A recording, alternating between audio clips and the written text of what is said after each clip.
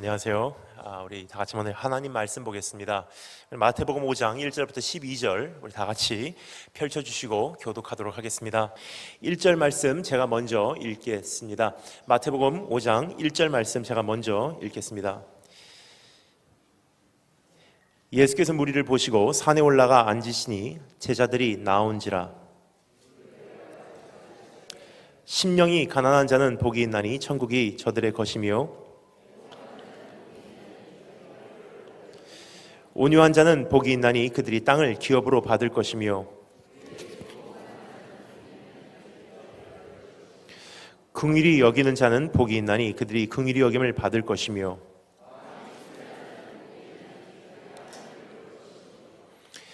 화평하게 하는 자는 복이 있나니 그들이 하나님의 아들이라 일컬음을 받을 것이며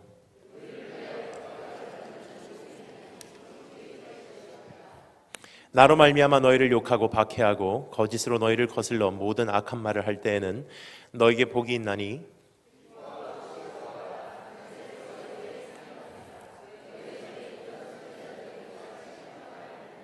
아멘. 안녕하세요 여러분. 다니엘 김 선교사입니다. 오늘 너무나 귀한 교회 그리고 우리 존경하는 우리 목사님 벤자민 오 목사님 이렇게 만나뵐 수 있어 얼마나 감사한지 모르겠습니다. 저는 언제나 동영상을 통해서 우리 담임 목사님의 설교를 통해 많은 은혜를 받고 있습니다. 제 소개를 짧게 오늘 드리고 우리가 오늘 말씀에 귀를 기울여보고자 합니다. 저는 태어나긴 한국에서 태어났습니다. 그리고 10살 때까지는 저는 한국에서 살았습니다. 근데 10살이 된 해에 제1교포 3세이신 저희 아버지께서 태어나시고 사신 일본으로 저는 아버지 따라서 가게 되었습니다. 지금도 저희 아버지께서는 한국말을 잘 못하십니다. 제1교포 3세이신 아버지 따라서 일본에 가서 10년 동안 살게 되었습니다. 근데 일본에 살면서 일본인 학교나 외국인 학교를 한국인 학교를 다닌 것이 아니라 약 17개국에서 학생들이 와서 영어로 공부하는 외국인 학교를 다녔습니다. 거기서 초중고를 마치자마자 10년 동안 일본 생활을 마치고 미국으로 오게 되었습니다. 미국으로 와서 The Citadel이라는 육군사관학교, 트리니티라는 신학대학원 거기서 공부를 하고 또 6년 동안 사역을 하다가 하나님께서 저를 부르셔서 목사 안수를 받고 선교사 파송을 받고 또 10년 동안의 미국 생활을 마치고 6년 전에 저는 선교지로 나가게 되었습니다. 어떤 분들은 제가 중국 선교사라고 생각을 하시는데 저는 중국 선교사는 아닙니다. 단지 어디에다가 발판을 두는 것이 가장 멀리, 가장 깊게, 가장 오래 사역을 할 수 있을까 하는 생각을 해보게 되었습니다. 그 당시 6년 전에 제가 미국을 떠날 때쯤 되었을 때는 아마 중국이 그러한 역할을 해주는 나라가 되지 않았나 싶습니다. 중국을 발판 삼으면 멀리 갈 수 있습니다. 예루살렘부터 거의 뉴욕까지가 다 커버가 되는 것이 중국 베이징이라고 생각을 합니다. 이슬람권에서도 중국 사람은 받아줍니다. 북한에서도 중국 사람은 언제든지 웰컴이기 때문입니다. 그래서 중국을 발판을 삼는다면 멀리 갈 수 있을 뿐 아니라 깊이 들어갈 수 있다고 생각합니다. 예를 들어서 한국 교회만을 배경으로 일한다면 아마 북한과 이슬람권에서는 참 많이 한정되는 사역을 할 수밖에 없다고 생각을 합니다. 하지만 중국을 발판 삼는다면 굉장히 깊숙이 들어갈 수 있기에 중국의 가치 기준 위에 제 삶을 한번 설립시키기 위해서 또 중국을 선택하게 되었습니다. 그러다 보니 지난 6년 동안 끊임없이 이렇게 다닌 것 같습니다. 지난 6년 동안의 삶을 돌아보면 한 곳에 이어서 열흘 이상 머물러 본 적이 없는 것 같습니다. 길어서 열흘입니다. 그래서 짐 싸고 떠나고 짐 싸고 떠나고 계속 옮겨 다니는 그러한 삶을 살고 있습니다. 그러다 보니 마치 어떠한 퍼즐의 그림이 이렇게 맞춰져 가듯이 하나님께서 제 안에 어떠한 메시지를 이렇게 정리해 주시는 것을 지난 6년간 이렇게 경험하게 되었습니다. 그 메시지는 무엇이냐면 지금 이 시대에 꼭 선포하지 않으면 안 되는 메시지요. 우리 가슴판에 이미 새겨진 메시지라고 생각을 합니다. 그것은 우리 주님이 이 세상에 오실 날 정말 얼마 남지 않았기에 준비하라는 주님의 음성이었던 것입니다. 주님이 이 세상에 오실 날 정말 얼마 남지 않았기에 이제는 준비하라는 하나님의 마지막 배려가 아닌가 생각됩니다. 여러분, 이스라엘의 우리의 그 절기를 보면 6월절부터 시작해서 장막절까지 7개의 절기로 이어집니다. 근데 가장 저에게는 그 충격인 사실이 로시 하샤나부터 욤키포르까지의 기간이 아닌가 생각됩니다. 그 사이에 이스라엘 다녀오신 분들은 아실 것입니다. 특별히 욤키포르라는 대속죄일 때는 이스라엘의 방송국도 방송을 하지 않습니다. 그날 길거리를 이렇게 다니다 보면 위에서 집에 가라고 돌을 던집니다. 로시 하샤나는 T3 1일, 그러니까 우리말로 말하면 9월에서 10월 정도가 되지 않나 싶습니다. 우리말로는 나팔절이라고 하죠. 1년을 시작하는 첫날입니다. 새해 첫날이에요. 우리는 보통 이렇게 생각합니다. 새해 첫날은 기뻐하고 해피 뉴 이어 하는데 이스라엘은 반대로 가는 것 같습니다. 굉장히 심각한 한 해를 맞이하기 시작한다는 것입니다. 나팔이 불려지면서 이제 한 해를 시작합니다. 그러한 나팔이 불려지며 모든 사람들에게 이제는 새해를 시작했습니다라고 알리기도 하지만 그 나팔의 두 번째 의미가 있다는 것입니다. 그것은 무엇이냐? 심각하게 신중하게 내 자신을 살펴보고 내 자신을 검토하고 이제는 회개의 기간에 접어들어야 할 때입니다라고 알리는 그러한 나팔입니다. 그때도 딱 열흘 동안에 회개의 기간이 있습니다. 대속죄일까지, 욤키포르. 그리고 대속죄일 날은 1년에 딱 한 번 대제사장이 모든 민족의 그 죄를 가지고 하나님의 지성소로 들어갔었죠. 여러분, 지금 이 시대를 볼 때 참 재미난 것은 6월절부터 무교절, 그리고 초순절, 그리고 77절까지 4개의 모든 그 절기는요, 역사상 이미 성취가 된 그러한 절기가 아닌가 생각됩니다. 하지만 이제 나팔절부터 장막절까지의 3개의 절기는 역사의 근거가 없는 절기라는 사실입니다. 즉 이제부터 이루어질 절기라는 사실이에요. 그럼 하나님의 나팔이 불려질 때 우리는 한 가지를 분명히 깨달아야만 합니다. 그것은 무엇이냐? 이제 거의 다 시간이 됐구나. 즉 이제는 마지막 배려의 시간이라는 사실이에요. 하나님께서 이제 마지막 배려다. 그리고 마지막 날 주님께서 욤키포르, 영적 욤키포르 때 주님께서는 온 백성의 죄를 가지고 하나님의 지성소이신 그 보좌 앞으로 나가신다는 것입니다. 여러분, 히브리서에 그런 말씀이죠. 우리가 동물의 피라면 끊임없이 예수님께서 그 하나님 앞에 우리의 죄를 대속하지 않으면 안 됐었지만 예수님께서는 하나님의 최고의 지성소로 들어가서, 하늘입니다, 지성소로 들어가서 마지막 날까지 나타나기를 기다리시고 계신대요. 무슨 뜻입니까? 인류를 마치는 그날, 인류의 역사를 마치는 그날, 마지막 날 주님께서 딱 한 번 인류의 모든 죄를 가지고 하나님의 지성소로 들어가는 날이 우리 눈앞에 섰다는 것입니다. 여기서 한 가지가 미스테리가 우리 안에 이제 해결이 됩니다. Already but not yet. 이미 구원받았습니다. 하지만 그날까지 견디는 자만, 그 사람들의 죄만 가지고 주님께서 마지막으로 청산하기 위해서 하나님의 지성소로 들어가는 날이 우리 눈앞에 왔다는 것입니다. 여러분, 그래서 오늘 주님께서 우리에게 주시는 이 말씀을 우리가 귀를 기울여보며 먼저 우리의 본질부터 회복하는 그러한 시간이 되었으면 좋겠습니다. 이제부터 3일 동안에 3번의 우리가 말씀을 이렇게 들을 수 있는 기회이지만 오늘 첫날은 groundwork, 가장 기초부터 다시 한번 내 안에 어떠한 본질로 내가 진짜 와 있는지 한번 내 자신을 살펴보고 하나님 앞에서 내 자신을 온전케 이제 새롭게 해드리는 그러한 기회가 되었으면 좋겠습니다. Do not go to church, but be the church. 그렇죠? 무슨 뜻입니까? 교회 온다고 구원받는 건 아니라는 사실이에요. 정말로 하나님의 교회로서 내가 존재하고 있다면 구원받는다는 것입니다. 여러분 기억하십니까? 5명의 슬기로운 처녀나 어리석은 5명의 처녀나 한 곳에서 같은 신랑 기다리고 있었지만 신랑이 오는 그날에는 그들의 운명이 달랐다는 사실이에요. 교회 온다고 구원받는 거 아닙니다. 오늘 다시 한번 하나님 앞에서 내가 어떠한 본질로서 이 마지막 시대의 크리스찬이라고 내 자신을 부르고 있는지 저와 여러분 오늘 다시 한번 하나님 앞에서 우리가 한번 씨름하는 그런 시간이 되었으면 좋겠습니다. 주님 그날이 임하시기까지 우리의 본질을 회복하시기를 원하시는 하나님의 음성에 우리가 귀를 기울여 볼 때 먼저 우리가 좀 서론부터 몇 가지 정리를 하고 오늘 이 본론 말씀에 들어가서 우리가 구체적으로 살펴보기를 원합니다.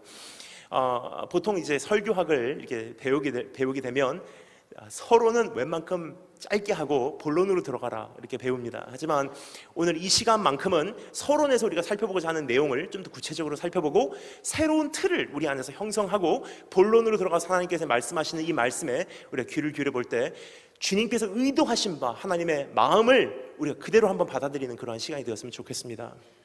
그럼 첫 번째로 우리가 서론에서 살펴보기를 원하는 것이 있습니다. 이 말씀은 지금 읽은 이 우리가 흔히 알려진 이 팔복이라는 말씀은 우리가 보통 생각할 때 이것은 윤리적인 말씀, 도덕적인 말씀 아니면 복받기 위한 말씀으로 생각할 때가 참 많이 있습니다. 예를 들어서 온유한 자는 복이 있나니 저희가 이 땅을 기업으로 얻을 것이며 하니까 진짜 온유해야지, 열심히 살아야지, 착하게 살아야지, 복받기 위해서. 너무나 많은 경우 우리는 이 말씀을 복받기 위한 말씀, 윤리적인 말씀, 바로 살으라는 말씀으로 여길 때가 있다는 것입니다. 하지만 오늘 주님께서 처음부터 이 말씀에 대해서 우리에게 본질로 부르심을 주시고 계신 하나님의 음성을 우리가 들을 수가 있습니다. 이 말씀은 무슨 말씀이냐? 한번 따라주셔서 감사하겠습니다. 천국 가기 위한 말씀이다. 어떻게 알 수 있죠? 제일 첫 번째 복이 뭐죠? 심령이 가난한 자는 복이 있나니 천국이 저희 것이며, 여덟 번째가 뭐죠? 의를 위하여 핍박을 받는 자는 복이 있나니 천국이 저희 것이며. 즉 천국으로 시작해서 천국으로 끝나는 그 메시지 안에 주님께서 다음과 같은 내용을 담아서 우리에게 전해준 것입니다. 이것은 천국 가기 위한 메시지다. 그냥 잘 살고 좋은 성품 가지고 그냥 크리스찬답게 살라가 아니란 사실이에요. 여러분, 하나님께서 분명히 말씀하시는 것은 아무리 성품 좋아도 천국 못 갈 수 있다는 거예요. 이 말씀은 무슨 말씀이냐? 정말로 거듭났다면 바로 이 모습이다. 정말로 구원받았다면 이 모습이다. 정말로 하나님의 제자라면, 정말로 주님 이 세상에 다시 오시는 날 내가 합격된 사람이라면 바로 이 모습이다 말씀하신 하나님의 음성에 우리가 귀를 기울이기를 소원합니다. 여러분, 솔직히 참 두렵습니다. 우리가 주님 오시옵소서라고 자주 외치고 있습니다. 마라나타 찬양합니다. 근데 정말로 두려운 건요, 여러분, 창세기부터 요한계시록까지 보면 주의 날이라는 것이 참 여러 가지 모형으로 많이 소개가 되어지고 있습니다. 하지만 단 한 번도 그냥 우리가 생각하는 그 따뜻한 날이라는 그런 이미지는 주지 않습니다. 그냥 기쁜 날, 잔칫날이라는 이미지는 우리에게 별로 주지 않습니다. 주의 날, the day of the Lord, 굉장히 무서운 날이에요. 내가 죄가 없는 줄 알았는데 그날 다 비춰질 때 모든 것이 드러나는 그날이라는 사실입니다. 특별히 이 시대에 마라나타를 외치는 우리들에게 하나님께서 다시 한번 내 자신을 살펴보고, 네가 정말 마라나타를 외치지만 마라나타를 외치는 만큼 네가 신앙 고백만큼 살고 있냐 물어보신 주님의 음성에 우리가 다시 한번 내 자신을 살펴보시는 그런 축복이 있으시길 주님을 축원합니다. 정말로 구원받았다면, 정말로 사모한다면 이 모습이다. 두 번째, 이 모습은 이 말씀 무슨 말씀이냐면, 우리가 보통 생각할 때 이 말씀을 낱개로 생각할 때가 있습니다. 예를 들어서 심령이 가난한 자 따로, 애통이 가난한 자 따로. 그러니까 예를 들어서 예수님께서 이렇게 말씀했다고 생각합니다. 생각나는 대로 예수님께서 그냥 쏟아넣으신 말씀. 요한아, 마태야, 일로 와, 앉아. 맞다, 오늘 이 말씀 해야지. 그래. 심령이 가난한 자는 복이 있나니 천국이 저희 것이며. 그러니까 제자들이 아멘 그래요. 그래, 그 말씀 좋지. 맞다, 이 말씀도 해야지 하고, 이게 마치 주님께서 생각나시는 대로 쏟아내신 말씀이라고 생각을 하는데 그런 뜻이 아니란 사실입니다. 이 말씀 무슨 말씀이냐? 주님께서 계획성 있게, 짜임새 있게 처음부터 쌓아나가신 말씀이에요.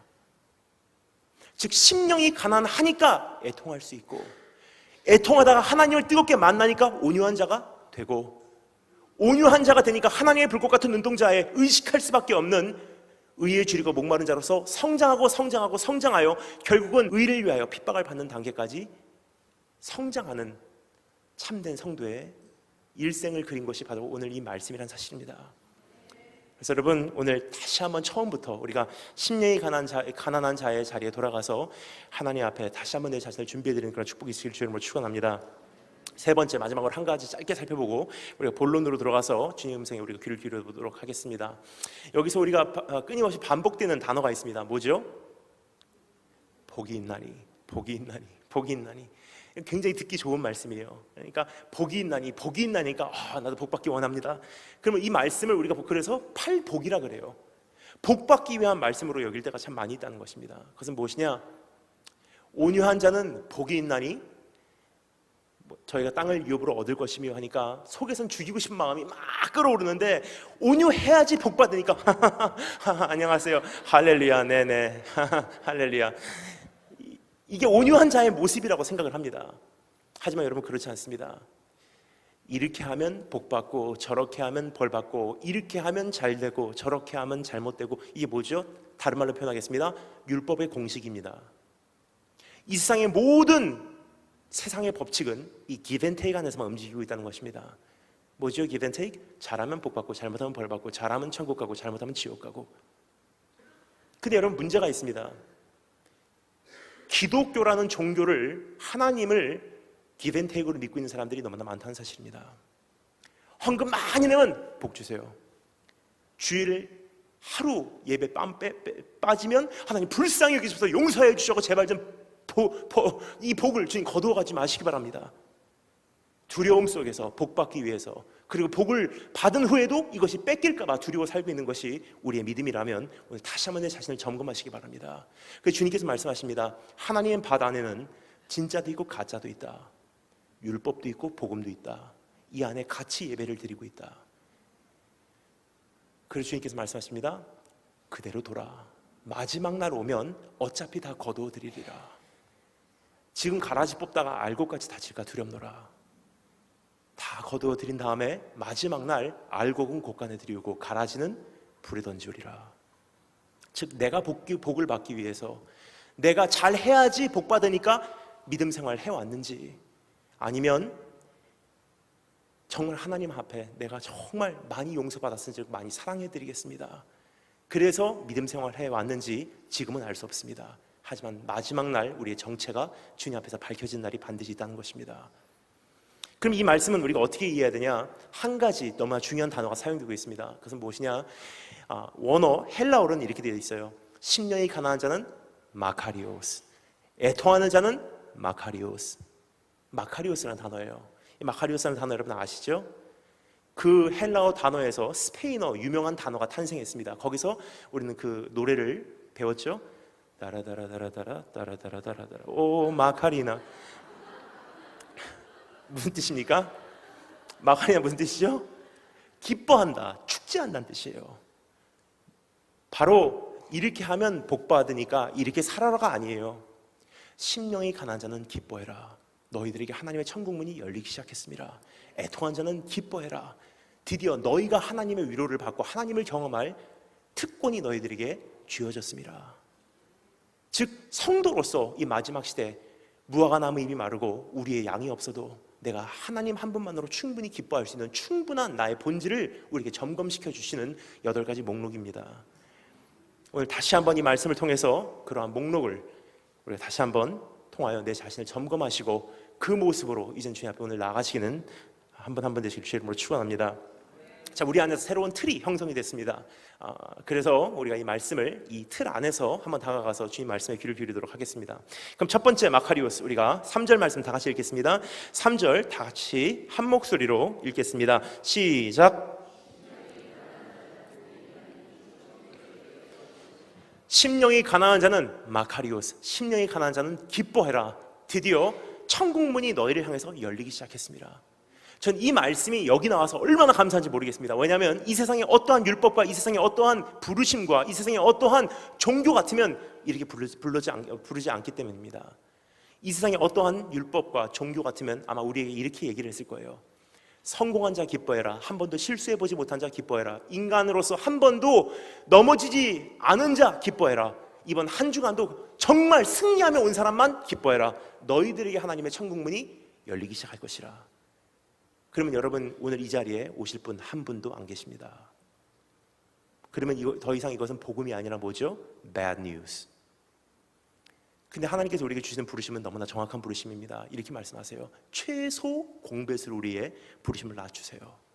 심령이 가난하면 기뻐해라. 너희들에게 드디어 하나님의 천국 문이 열리기 시작했습니다. 그럼 심령이 가난하다는 것은 무슨 뜻입니까? 바로 이런 뜻입니다. 하나님, 난 영적으로 부도가 났습니다. 난 심적으로 부도가 났습니다. 이 외로운 마음을 아무리 달래려고 해봤자 모든 자원이 바닥에 났습니다. 아무리 경건하게 살려고 해봤자 깨어있지 못한 모습이 바로 내 모습입니다.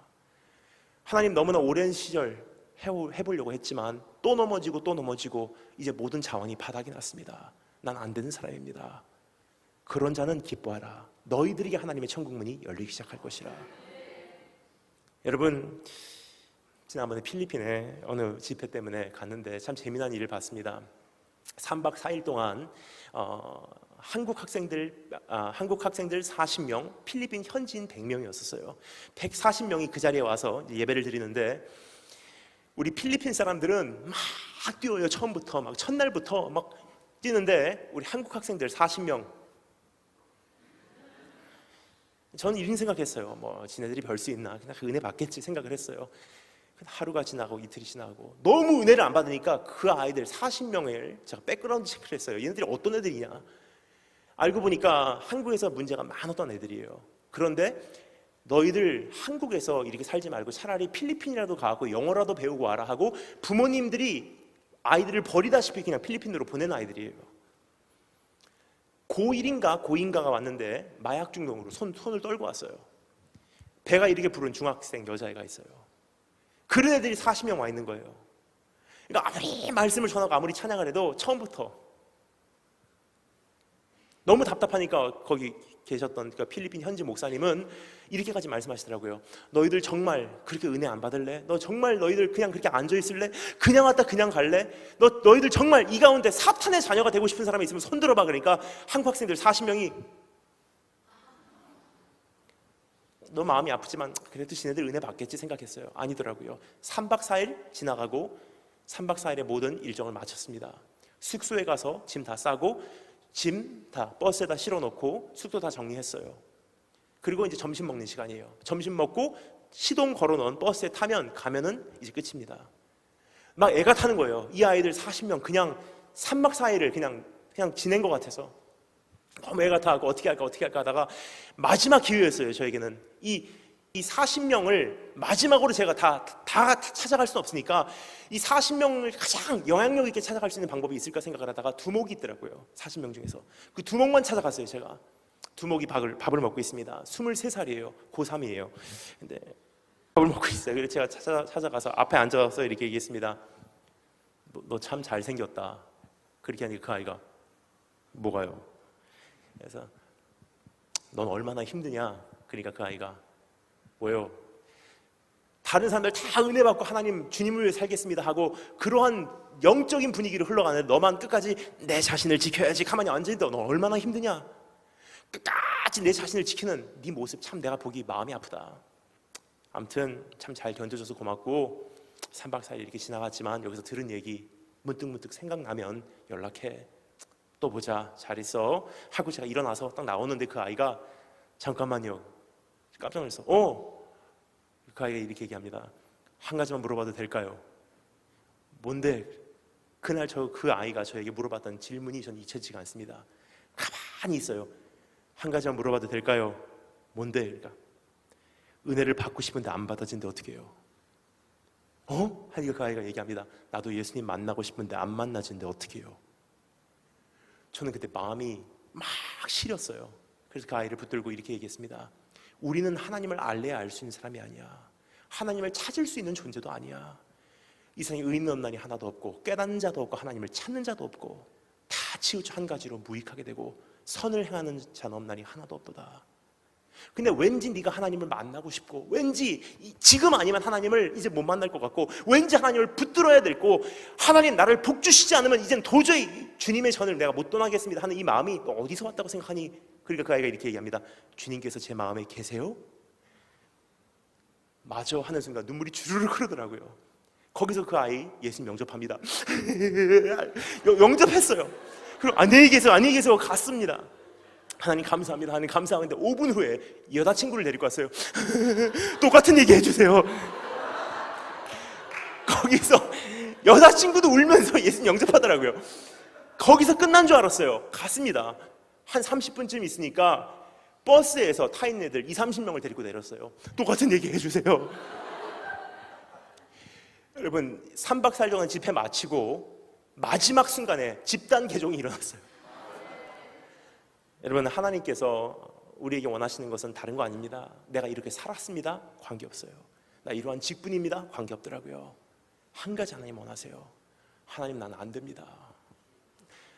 끝까지 내 주여 내 발 붙드사 주님 오시는 그날 저 높은 곳에 서게 해주시지 않으면 저는 혼자서 설 수 있는 사람이 아닙니다. 여러분, 오늘 지금 마지막 시대에 우리가 한 가지 할 수 있는 것은 끊임없이 심령이 가난한 자의 자리로 돌아가는 것입니다. 그래서 예수님께서 요한계시록에서 이 마지막 시대에 일어날 일들을 펼쳐 보이시기 전에 가장 먼저 요구한 것이 뭐죠? 네가 처음 사랑을 버려놓으라. 처음 사랑을 회복이에요. 오늘 다시 한번 주님 앞에서 우리가 그러한 심령이 가난한 자의 자리로 돌아가서 이제는 하나님의 천국을 이제는 나의 것을 소유하시는 한 분 한 분 되시길 주님으로 축원합니다. 자, 그러면 두 번째 마카리오스가 열리기 시작합니다. 4절 말씀 우리 다 같이 읽겠습니다. 4절 한 목소리로 읽겠습니다. 시작. 애통하는 자는 기뻐하라. 저희가 하나님의 위로를 받을 것이며. 근데 여러분, 심령이 가난하다 보니까 애통하는 자의 자리로 우리가 옮겨지기 시작한다는 것입니다. 하나님, 저는 안 됩니다. 전 여기까지 했는데 이게 제 한계입니다. 아무리 해도 안 되더라고요. 여러분, 결국 크리스찬과 바리새인과의 차이가 뭔지 아십니까? 크리스찬과 바리새인의 차이는 한 가지밖에 없습니다. 바리새인들도 회개합니다. 이 세상 모든 사람들도 다 회개하더라고요. 왜 그렇습니까? give and take이기 때문에 잘못한 이상 이제는 버리올 차례거든요. 그래서 제발 좀 불쌍히 여겨주시고 제발 좀 이 복을 걷어가지 말아달라고 회개하기 시작해요. 근데 크리스찬의 특징은 무엇이냐? 내가 예수님 없이도 내 의 하나만으로도 천국문 들어갈 수 있다고 생각한 것, 그 의를 놓고서도 회개해야 돼요. 그러면 하나님을 등지고 살 수 있는 두 가지 방법이 있습니다. 하나는 내가 하나님 필요 없습니다, 내 마음대로 살겠습니다 하고 내 마음대로 죄를 짓고 산 방법이 첫 번째 방법. 두 번째 방법, 내가 최대한 잘 살고 아버지 마음에 합격할 만큼 잘 살아서 아버지께서 나에게 복을 주시지 않으면 안 될 수 있는 정도로 내가 잘 살아버리라. 그 사람이나 첫 번째 사람이나 둘 다 아버지의 사랑을 모릅니다. 첫 번째 아들, 두 번째 아들의 모습이에요. 크리스찬으로서 회개해야 된다는 것은 내가 잘 사는 것도 회개해야 되고 내가 못 사는 것도 회개해야 돼요. 그래서 주님께서 우리에게 심령이 가난한 자의 자리에 돌아가면 그때부터 회복이 시작된다. 그때부터 마지막 시대의 준비가 시작된다. 그 자는 반드시 애통하는 자의 자리에 앉게 됩니다. 하나님, 어떻게 합니까? 하는 사이에 가슴이 터질 것 같고 눈물이 쏟아져 내리며 그때부터 가슴을 치기 시작하며 그때부터 하나님께서 나에게 주시는 위로를 경험하는 그러한 계기를 맞이하기 시작한다는 것입니다. 오늘 이 말씀을 반대로 읽을까요? 바로 이런 뜻입니다. 애통해 본 적 그러한 경험이 없는 자는 하나님의 위로를 경험하지 못할 것이며. 여러분, 하나님의 위로를 내가 경험해 본 적이 없기 때문에 내 안에는 증거와 간증이 없습니다. 증거와 간증이 없다는 것은 내 안에 하나님의 존재에 대한, 그리고 주님의 약속에 대한, 이제부터 일어날 성취에 대한 확신도 없다는 뜻이에요.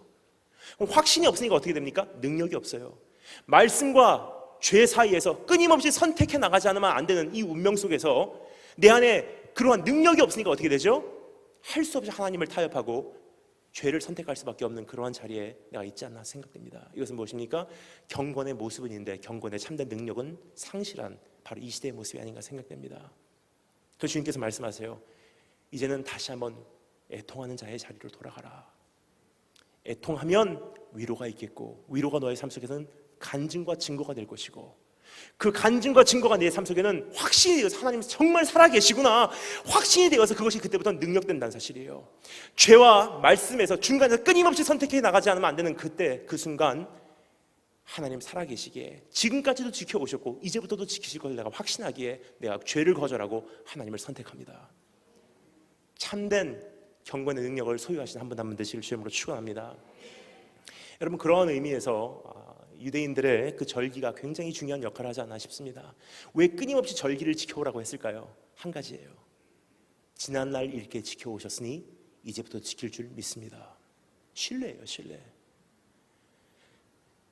여러분, 근데 우리는 끊임없이 애통하는 자의 자리를 회피하려고 하는 그러한 우리의 본능적인 모습이 있지 않나 생각합니다.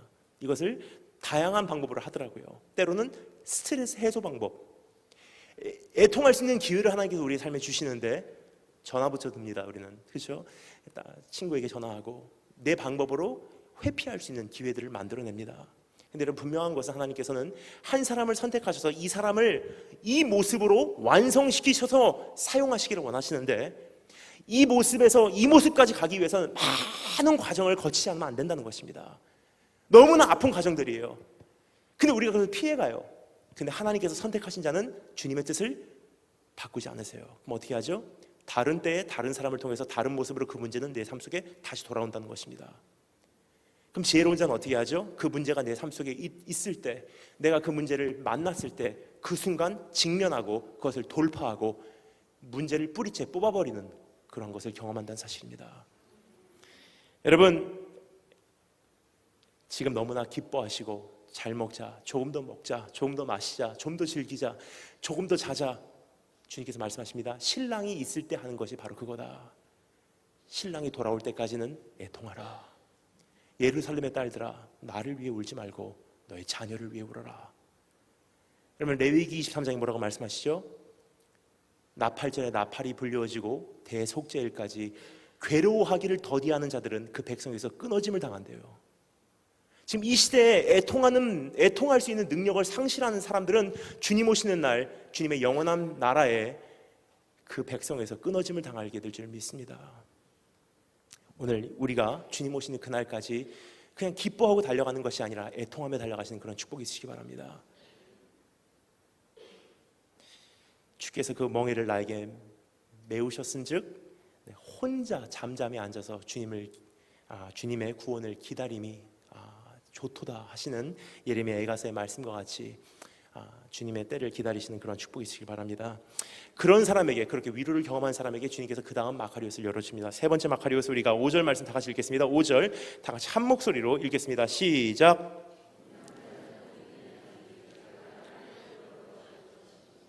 여러분, 애통하다 보니 하나님께서 반드시 위로를 주신다는 것입니다. 애통하면 위로가 임합니다.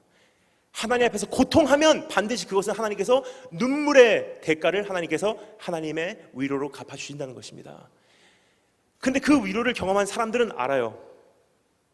이제 하나님 앞에서 온유한 자로 내가 설립될 수밖에 없다는 것을. 그 온유한 자라는 것은 무엇입니까? 우리가 생각하는 온유라는 것은 싸우지 않는 거라고 생각해요. 다투지 않는 거라고 생각합니다. 예를 들어서 할렐루야, 네네네네네, 권사님, 네네, 안녕하세요, 할렐루야. 이게 온유라고 생각합니다. 뭐죠? 표면적인 것, 성품적인 것 생각해요. We're wired that way. 계속 그렇게 훈련을 받고 왔기 때문에 지금 사회의 모든 것이 그러한 성품을 요구해요. 온유한 자의 성품, 인내 있는 자의 성품, 감사하는 자의 성품. 성공하시기를 원하십니까? 다음과 같은 성공한 사람한테 5가지 성품을, 습관을 익히십시오 그래요. 이건 뭐죠? 공식입니다. 이거 하면 잘 된다. 이 율법의 법에서 우리가 아직도 헤어져 나오지 못한다는 사실입니다. 그래서 사도 바울이 뭐라 그러죠? 오호라, 나는 공고한 자라. 내 안에 2가지 법이 존재한다. 하나님의 복음의 법과 지금 세상의 율법의 법이 내 안에 존재한다. 끊임없이 나는 give and take. 어렸을 때부터 훈련을 받잖아요, 여러분. 그 자판기에다가 우리 동전 넣으면 어떻게 되죠? give and take. 근데 자판기에서 음료수가 안 나면 어떻게 되죠? 자판기를 때리기 시작합니다. 근데 믿음도 그렇게 해요. 그렇게 훈련을 평생 받고 오니까 하나님께 기도하면 주셔야 되는데 안 오시면 어떻게 되죠? 때리기 시작해요. 그런데 주님께서 우리에게 말씀하시는 것은 이것입니다. 그러한 온유가 아니다. 성경적인 온유, blessed are the meek 했을 때 그 온유라는 것은 무엇이냐? 성경적인 온유는 우리말로는 번역을 할 수가 없습니다. 성경적으로 말하는 이 온유라는 단어는 우리말로는 번역을 할 수 없지만 그래도 그나마 가장 비슷한 단어를 우리말에서 하나 선택한다면 바로 이것이 가장 정확하지 않나 싶습니다. 한번 따라해 주시면 감사하겠습니다. 충성. 충성이라는 단어예요. 온유라는 것은. 왜 그렇습니까? 내가 충성을 맹세한 그분의 모든 사랑의 대상이 나에게는 무조건적인 사랑과 용서의 대상이 될 것이며, 내가 충성을 맹세한 그분의 모든 원수와 미움의 대상이 나에게는 나의 원수가 될 것입니다. 여러분, 그 온유라는 단어를 생각할 때 여러분 세파트하고 진돗개 생각하시면 가장 정확합니다. 어떻게 하죠? 세파트하고 그 진돗개? 주인이 들어오면 꼬랑지를 세우고 막 흔들고 와서 핥고 막 쓰다듬어 주면 막 벌렁 눕고 그 개들이 그렇죠. 그 애들이 그렇죠. 근데 원수가 들어오면 어떻습니까? 주인을 힘들게 오는 사람이 하는 사람이 들어오면 어떻게 하죠? 으르렁거리고 물고 생명 걸고 안 놔줍니다. 이것이 성경에서 말하고 있는 온유라는 단어예요. 여러분, 성경에서 대표적으로 온유한 사람을 한 사람 뽑는다면 비느하스라는 존재가 있습니다. 하나님의 분노를 가지고 간음하는 사람, 여인, 남자 창으로 가서 1000명을 찔러 죽였어요. 주님께서 말씀하십니다. 온유한 자라. 대대로 축복하시더라고요. 지금 이 시대의 가장 큰 문제는 무엇이냐? 온유하지는 않는데 우유부단해요. 하나님께서 가장 싫어하시는 것은 우유부단한 성격입니다. 왜 그렇습니까? 좋은 것도 나쁘다고 말할 수 있고 나쁜 것도 좋다고 말할 수 있기 때문입니다. 이것을 성경에서 뭐라고 말하죠? 불이라고 말씀하세요. 저울을 속이는 자. 여러분, 저는 사관학교 가서 많이 혼난 것이 있습니다. 일본에서 10년을 살다 보니까 보는 게 배우는 거더라고요. 일본에서 그렇게 저도 모르는 사이에 그렇게 익혔기 때문에 미국에 있는 사관학교 딱 들어가자마자 제일 먼저 가리키는 게 present arms, 경례하는 거예요. 경례하는데 제가 일본에 살다 보니까 경례를 이렇게 했어요. 그렇게 하니까 미국 사관학교에서 얼마나 놀래겠습니까? 오 마이 갓! 이러더니 오더니 막 혼내는 거예요. 네가 일본 군인이냐 하면서 막 혼내요. 근데 바로 배웠습니다. 경례 여러분 이렇게 하는 거죠. 경례 이것도 아닙니다. 이것도 아니에요. 어떤 분들은 경례 이렇게 하시는 이것도 아니에요. 이거 뭐 이런 것도 이거 이상 경례 그런 게 아니에요. 경례는 이겁니다. 왜 그렇습니까? 경례. 여러분 경례 이게 무슨 뜻인 줄 아십니까? 옛날에 말 타는 기사들이 있었어요. 막 말을 타는 기사들이 하다가 왕을 보잖아요. 그럼 어떻게 경례했죠? 칼을 뽑았어요. 입 맞추고 들었어요. 지금 생도들이나 장교들이 이렇게 경례하죠. 무슨 뜻입니까? 내 칼을 당신께 바치겠습니다라는 뜻입니다. 이 칼로써 난 당신을 위해서 생명 걸고 싸우겠고 내가 당신을 배반하는 그날에는 이 칼로 나를 쳐주세요라는 뜻입니다. 이게 충성이라는 단어예요. 근데 어느 날 총이 나오기 시작했어요. 칼이 필요가 없어졌습니다. 그럼 어떻게 됐죠? 칼이 손이 됐어요. 구부러진 칼이 없죠? 이게 칼입니다. 그래서 이게 원래 여기 왔었어요. 그런데 세계 2차 대전 때 영국 군인들이 그 전쟁터에서 막 싸우고 있는데 영국 여왕께서 방문하러 오신 거예요. 너무 막 열심히 싸우다 보니까 손 씻을 시간도 없이 영국 장교 한 명이 여왕에게 가서 인사합니다. Good afternoon, ma'am 했는데 손이 너무 더러운 거예요. 영국 여왕께서 무대에서 내려오셔서 그 장교의 손을 돌려줬어요. 영국 군인은 수치를 감춰라. 그때부터 이것이 세계 공통적인 경례가 됐습니다. 온유한 자라는 것은 하나님께 경례한다는 뜻입니다. 바로 이런 뜻이에요. 하나님, 나에게 주신 모든 것 내가 주님을 위해서 바치겠습니다. 그리고 내가 주님을 배반하는 그날에는 내 소유 모든 것 필요 없습니다. 다 거두어가 주세요. 근데 이것을 어떠한 사람이 할 수 있습니까? 애통하다가 위로를 받은 자들만이 할 수 있는 고백이에요. 왜 그렇습니까? 내가 누구건 내가 어떠한 형태로 주님을 만났건 내가 어디서 만났건 관계없더라고요. 정말 주님의 위로를 경험한 사람들은 한 가지 고백을 공유하고 있습니다. 뭐죠? 주밖에 없네. 충성 맹세하는 고백이에요. 여러분, 저는 어렸을 때 10살 때까지 한국에 살면서 그냥 굉장히 행복하게 살았어요. 외갓집에서 할머니하고 이모 삼촌들하고. 이모 삼촌들 비록 어머니 아버지는 일본에 계셨지만 이모 삼촌들 그리고 우리 외할머니 사랑을 많이 받고 자랐습니다. 근데 10살이 된 해에 아버지 계신 곳으로 갔습니다. 일본에 갔는데 그때부터 교육이 시작됩니다. 나중에 이제부터 3일 동안 또 간증을 몇 번 드리겠지만 저희 아버지는 일본의 유명한 야쿠자세요. 야쿠자 아시나요? 자파니스 마피아? 저희 아버지는 일본의 유명한 야쿠자이십니다. 근데 야쿠자이신데 나중에 좀 말씀드리겠지만 야쿠자는 좀 한국의 조직과는 좀 다르더라고요. 특별히 옛날 야쿠자들은 굉장히 그 예의가 바릅니다. 야쿠자 사회에서 30년 이상을 생활하셨다는 것은 굉장히 힘든 생활을 30년 하셨다는 뜻이에요. 말 한마디 잘못 실수하면 생명으로 자기를 책임을 져야 되는 것이 야쿠자 사회예요. 그런 사회에서 저희 아버지께서 굉장히 높은 자리까지 가셨었어요. 그래서 제가 10살 때 아버지하고 살려고 일본에 가니까 그 교육을 저에게 그대로 시키시더라고요. 그러니까 굉장히 야쿠자 사회에서 통하는 예의 바른 생활을 가르치세요. 예를 들어서 토요일 날 아침에 모처럼 쉬는 날 자고 있으면 아버지께 전화가 걸려옵니다. 토요일날 7시, 6시 학교 안 가는 날이니까 얼마나 좋습니까? 자다가 말고 전화 받습니다. 모시모시 하면 아버지께서 똑바로 앉아서 받아. 무릎 꿇고 앉아서 받습니다. 하이 모시모시 하이 하이 하이.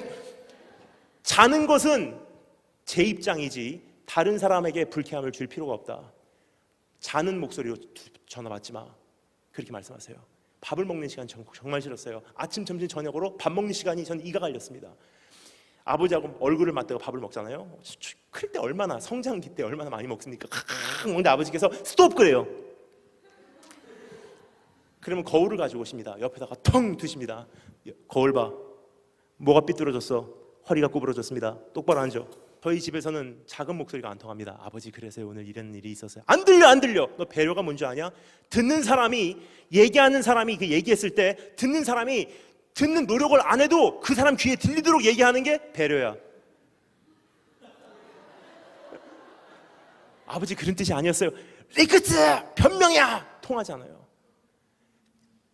여러분 이거는 관계가 없는 일인데 지금 생각하니까 굉장히 감사해요. 그때 선교사 훈련 다 마쳤더라고요.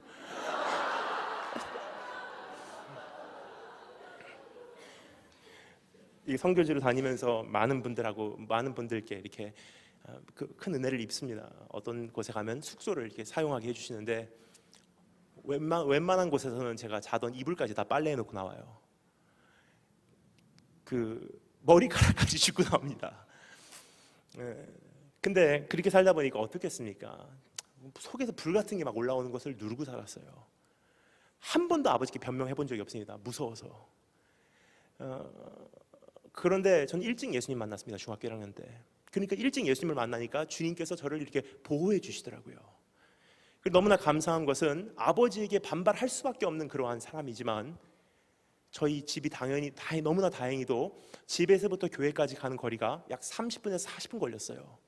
그건 수요 예배, 새벽 예배, 주일 예배, 금요 차량 가면서 어머니께서 항상 운전하고 가셨어요.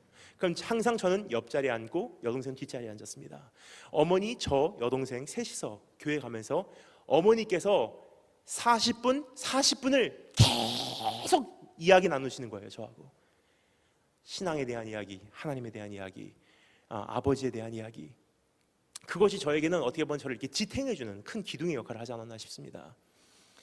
그러다 보니 제가 그런 상처가 있는지도 모르고 이렇게 하나님께서 감춰주셔서 컸어요. 그러다가 사관학교를 갔습니다. 사관학교 가니까 첫날이에요. 딱 들어가자마자 한 사람의 1학년당 5명의 선배가 붙어서 소리를 지르기 시작합니다. 양 옆에서, 앞에서, 뒤에서 얼굴에다 침을 뱉고 막 소리를 질러요. 바가지를 물을 갖고 머리다가 확 끼얹고. 그럼 뒤에서 이렇게 때리는 사람도 있고 손가락으로 등을 긁고 있는 사람도 있어요. 근데 들려오는 첫 마디가 뭐냐? 사관학교를 딱 들어가자마자 들려오는 첫 마디가 뭐냐? You dirty chink, 이 더러운 동양놈아, 네 나라로 돌아가라. 검은 눈동자, 검은 머리카락에 이 더러운 동양놈아, 너를 이 학교에서 용납할 수가 없어. 160년간의 역사가 이 학교에서 너같이 더러운 동양놈을 졸업시킬 수 없어. 네가 네 발로 이 학교에서 나간다면 지금 보내줄게. 하지만 안 나간다면 우리는 네가 네 발로 자진해서 이 학교에서 나갈 때까지 밤마다 네 방을 찾아갈 거야. 이것이 저를 향한 입학식이었습니다. 근데 굉장히 약속을 잘 지키시는 분들이세요. 밤에 자려고 누워있으면 진짜로 새벽 3시마다 찾아오세요. 방문을 차고 들어오세요. 붕! 그럼 자다가 말고 깜짝 놀라면 그때부터 떨어뜨려갖고 푸시업 시키고 턱걸이 시키고. 제일 자존심 상하던 것이 무엇이었냐면 밥 먹는 시간이었어요. 여러분 개도 밥 먹을 때 안 때리잖아요. 근데 밥 먹는 시간이면 정말 싫었어요. 아침, 점심, 저녁. 참 희한하더라고요. 하나님께서 저에게는 밥 먹는 식탁에서 훈련을 참 많이 시키신 것 같아요. 아버지께 끝난 줄 알았는데 사관학교 가니까 더 심하더라고요. 밥 먹으려고 앉으면 먹는 방식이 있습니다. 테이블에다가 배를 대고 이 자세로 앉습니다. 그럼 플레이트 있고 나이프, 포크, 스푼은 뒤집어서 안에다가 넣고 나이프로 썹니다. 원위치, 그 다음에 포크로 찝어서 입에다 넣고 원위치, 그리고 3번 씹어야 돼요. 4번 씹어다가 죽는 줄 알았습니다. 왜냐하면 젠틀맨은 누가 대화를 언제 말을 시킬지 모르기 때문에 그 사람 기다리게 안 해야 된다. 그러면 금방 들었을 때 대답할 수 있을 정도의 양만 입에다 넣어라. 이게 학교의 가르침이에요. 그래서 그렇게 먹는데 파스타라든지 밥이 있잖아요. 밥그릇을 엎어버려요. 그럼 파스타, 밥 다 떨어집니다. 그러면 포크하고 나이프를 뺏어요. 너는 동양 놈이니까 이거 갖고 먹을 자격이 없어. 어떻게 하냐? 깨끗하게 주워 먹으래요. 그런데 끓어오르는 것을 또 참았어요. 1학년 때는 참아야지, 좀 더 견뎌야지 하고 있는데 견뎌지더라고요. 그런데 2학년쯤 되니까 이게 폭발하기 시작합니다. 제가 그렇게 상처가 많은지 몰랐습니다. 아버지께 받았던 상처, 사관학교 1학년 때 억눌림 당한 것 다 폭발하기 시작하는데, 그때는 길거리 가다가 누가 어깨만 부딪혀도 덮치기 시작해요. 공항에 출국하려고 체크인하고 줄 서 있는데 어떤 사람이 새치기를 했어요. 바로 헤드럭 들어갑니다. 그러다가 사관학교 3학년쯤 되니까 또 하나님께 은혜를 쏟아부어 주니까 그게 사그라지더라고요. 제가 변한 줄 알았어요. 잊어버리고 살았습니다. 대학교 4년 마치자마자 신학교로 왔어요. 파스터 데니얼 하니까 제가 전도사 같이 살아야 되니까 또 그렇게 살더라고요. 그만한 expectation에 맞게 살아가더라고요, 사람이. 제가 변한 줄 알았습니다. 상처가 없어진 줄 알았어요. 아니더라고요. 그대로 있습니다. 목사 안수까지 받고 선교사 파송까지 받았어요. 6년 전에 중국에 딱 들어가니까 중국 사람들이 얼마나 사랑스럽게 보이든지, 하나님 저 중국을 위해서 죽겠습니다. 저 중국 사람이라면 하나님 제 생명조차도 전 아깝다고 생각 안 합니다. 이 사랑하는 중국, 하나님 감사합니다. 딱 1년쯤 지나니까 선교지에서 굉장히 제가 메말라 가더라고요. 그러니까 이제까지 묵었던 그 쓴뿌리가 다시 한번 꿈틀꿈틀 올라오기 시작합니다. 그때부터는 중국 사람이 어찌나 그렇게 밉던지, 중국 사람들 왜 저렇게 시끄럽게 말을 할까? 중국 사람들은 밥을 먹을 때 울통을 벗고 먹을까? 막 화나는 거예요. 그런데 어느 날 택시를 탔는데 택시 기사 아저씨가 저기 바가지를 씌운 거예요. 말도 안 되는 금액을 바가지를 씌운 거예요. 그날은 제가 폭발해 버렸어요. 그 아저씨하고 딱 잡고서 이제 드디어 한바탕 하려고 하는 순간 깜짝 놀랐어요. 내가 선교사인데. 깜짝 놀라서 저는 제 집으로 들어갔습니다. 집으로 뛰어 들어가서 제 문을 잠궈놓고 제 자신을 감금시켰습니다. 왜냐하면 여러분, 제 자신이 시간폭탄 같더라고요. 언제 폭발해도 이상하지 않은 불안정한 존재인 것을 제가 그때 깨달았어요. 하나님, 한순간인데 사고 쳐도 저 이상하지 않습니다. 한 번 사고 치면 사역도 간증도 설교도 없습니다. 하나님, 저 어떻게 하면 좋습니까? 테레비 꺼놓고 인터넷도 없고 말씀 하나 붙들고 금식하며 제 자신을 감금시키고 집에서 나오질 않았어요. 그날 밤이 되니까 막 너무 답답하니까 눈물이 나오더라고요. 하나님, 수도 없이 많은 선교사님들은 정말 귀한 모습으로 만드시고, 처음부터 어떤 목사님들은 정말 귀한 성품으로 만드셨는데 왜 저는 이런 상처투성입니까? 제가 변한 줄 알았습니다. 안 변했습니다. 저 어떻게 하면 좋습니까? 하룻밤이 지나가면서 가슴을 치기 시작합니다. 하나님, 저 안 되더라고요. 저 어떻게 하면 좋습니까? 저 선교사할 자신 없습니다. 저 평생 사역할 자신 없습니다. 저 언제 사고 터트려도 이상하지 않은 존재입니다. 가슴을 치면서 애통하기 시작합니다. 하룻밤을 새고서 애통하니까 그 다음날 새벽에 하나님께서 저에게 참 희한한 일을 하세요. 아버지에게 받아서 상처, 제가 생각도 났고 잊어버렸다고 생각하는 것까지 다 끄집어내세요. 사관학교에서 받았던 억울함과 외로움까지 다 끄집어내시더니 주님께서 치유하시고 위로하시고 만지시더라고요. 하룻밤을 그렇게 울고 그 다음 날 그 자리에서 일어나면서 전 깜짝 놀랐습니다. 제 안에 있었던 그 분노와 혈기가 이제는 변하여 열정이 되었더라고요. 근데 그 순간 저도 모르는 사이에 제 안에 태어나는 한 가지 고백이 무엇이냐? 주밖에 없네. 내 마음 이렇게 만지시는 분 주밖에 없네. 내 삶에 여기까지 찾아오셔서 나를 만지시는 분 주밖에 없네. 여러분, 심령이 가난한 자의 자리에서 애통하다 보니 하나님의 위로를 경험하면 이젠 충성된 자로서 주 앞에 설립된다는 것입니다. 근데 주님께서 말씀하십니다. 충성된 자는 기뻐하라. 너희가 충성을 맹세한 그분의 모든 소유가 너희의 유업이 될 것이며. 그 사람들에게 하나님께서 그 다음 막걸리를 열어줍니다. 네 번째, 우리 6절 말씀 다 같이 읽겠습니다. 6절 다 같이 한 목소리로 읽겠습니다. 시작. 의에 줄이고 목마른 자는 기뻐하라. 저희가 하나님의 배부르게 하심을 얻을 것이며. 여러분, 여기 의에 줄이고 목마른 자라는 단어가 나옵니다. 근데 이것을 우리가 생각할 때 이렇게 생각합니다. 사회의 정의라든지 아니면 그 인권 운동을 하는데 줄이고 목마른 사람은 기뻐하라. 너희에게 드디어 하나님께서 배부리 채우실 것이며, 그렇게 생각을 하는데 그런 뜻이 아닙니다. 아직 그 단계가 아니라는 사실이에요. 여기서 말한 의에 줄이고 목마르다는 것은 한 가지를 말합니다. 2000년 전에 예수님 시대에 예수님께서 이 말씀을 하셨을 때는 이 말씀을 듣는 사람들은 그 말씀이구나 하고 이해를 했을 거예요. 하지만 우리 시대에는 이것이 참 이해가 안 갑니다. 그래서 잠시 설명을 드리도록 하겠습니다. 2000년 전에 누가 죄를 짓고 송사당하게 되면 그 사람은 쇠사슬에 끌려서 회당으로 끌려갑니다. 바로 이런 교회예요. 이런 회당으로 끌려갑니다. 그러면 이제 심판자 앞에 나오게 됩니다. 그러면 그 심판자가 가이사 왕이든 아니면 그 재판자이든 회당으로 끌려가거나 왕궁으로 끌려가요. 그러면 막 끌려갈 때 군중들은 외치고 있습니다. 죽여라, 죽여라, 죽여라. 송사당한 사람이 쇠사슬에 끌려서 끌려 들어가면 군중들 외치고 있는데 드디어 심판자가 나옵니다. 가이사 왕이 나옵니다. 그래서 죽여라, 죽여라 하고 있는데 가이사 왕이 뭐죠? 죽음이에요. 이게 뭐죠? 산다는 뜻이에요. 어떠한 의인도 이거 하나로 죄인 됩니다. 어떠한 죄인도 이거 하나로 의인 돼요. 하나님의 의에 줄이고 목마르다는 것은 무슨 뜻입니까? 내가 충성을 맹세한 그분의 불꽃 같은 눈동자 앞에서 오늘 하루를 살면서 하나님 나에 대해서 오늘 어떻게 생각하십니까? 이겁니까? 이겁니까?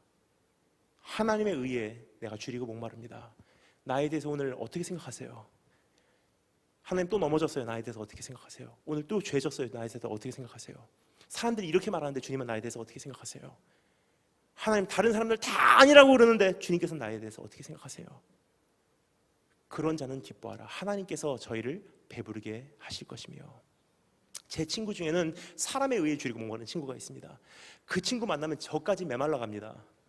그 친구하고 만나면 그 친구하고 저하고 대화를 나누면 사람에 의해 줄이고 목마른 그 친구하고 저하고의 대화 내용은 거의 95%가 이런 대화 내용이에요. Hello, how are you? 그걸로 시작은 잘합니다. Hi, how are you? 하면 이렇게 얘기합니다. I'm pretty good. How are you? 하더니 그때부터 시작이에요.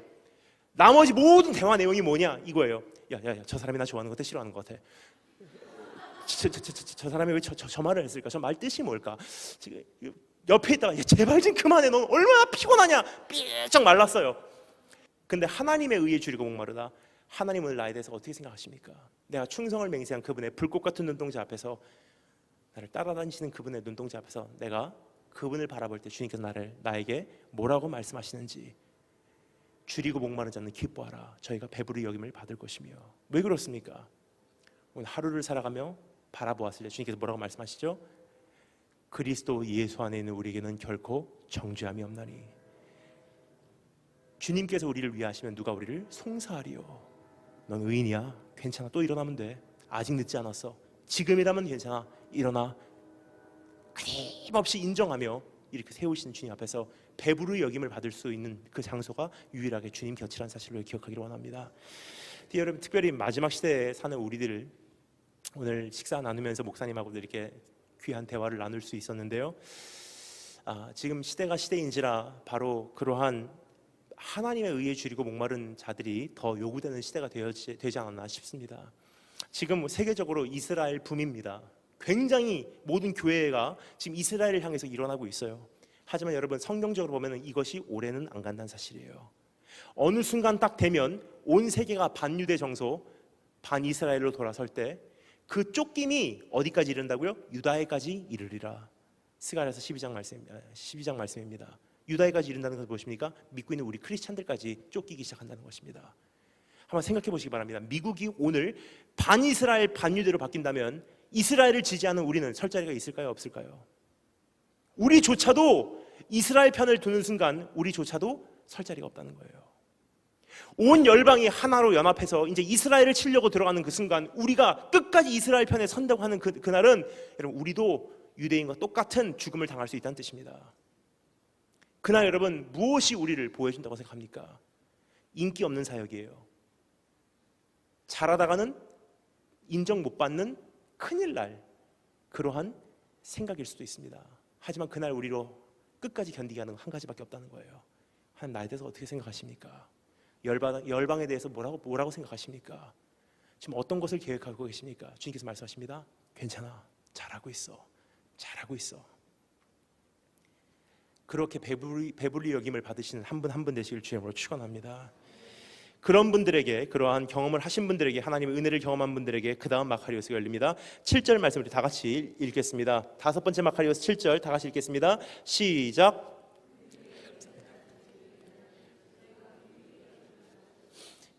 하나님의 거저 용서하심을, 긍휼히 여기심을 경험한 자는 기뻐하라. 저희도 긍휼히 여김을 베풀게 될 것이며. 여러분, 오늘 이 말씀을 잘못 이해할 수가 있습니다. 긍휼히 여기면 너도 긍휼히 여겨줄 게가 아니란 사실이에요. 이 말씀 무슨 뜻이냐? 바로 이런 뜻입니다. 네가 정말 하나님의 긍휼하심을 경험하였다면 너도 남을 긍휼히 여기는 자가 되리라. 그래서 네가 남을 긍휼히 여기는 순간 기뻐하라. 네 안에서 하나님의 긍휼히 여기심이 경험되었음이 확증되었습니다. 여러분, 내가 정말 하나님의 긍휼하심을 경험한 사람이라면 남을 긍휼히 여길 수밖에 없게 된다는 것입니다. 왜 그렇습니까? 어떤 사람하고 저하고 둘이서 은행 강도를 하려고 합니다. 그 은행 강도를 하려고 하는데 둘이 똑같은 체격이에요. 둘 다 검은 옷 입고 있습니다. 둘 다 가면 쓰고 눈만 내놨어요. 그리고 그 형제하고 저하고 얘기합니다. 앞으로 들어가고 내가 뒤로 들어가고 그래 이렇게 하자 하고 작전 세우고 딱 들어가는 순간 목사님께서 들으셨어요. 그 얘기를. 너무 급하시니까 목사님께서 누구를 잡아야 되는데 너무 급하니까 둘은 못 잡고 막 뛰어 들어가는데 목사님께서 한 사람을 잡았어요. 제가 잡혔어요. 목사님께서 가면을 벗기시니까 저예요. 목사님께서 저를 때리십니다. 똑바로 살아야죠. 젊은 사람이 말이야. 막 혼내세요.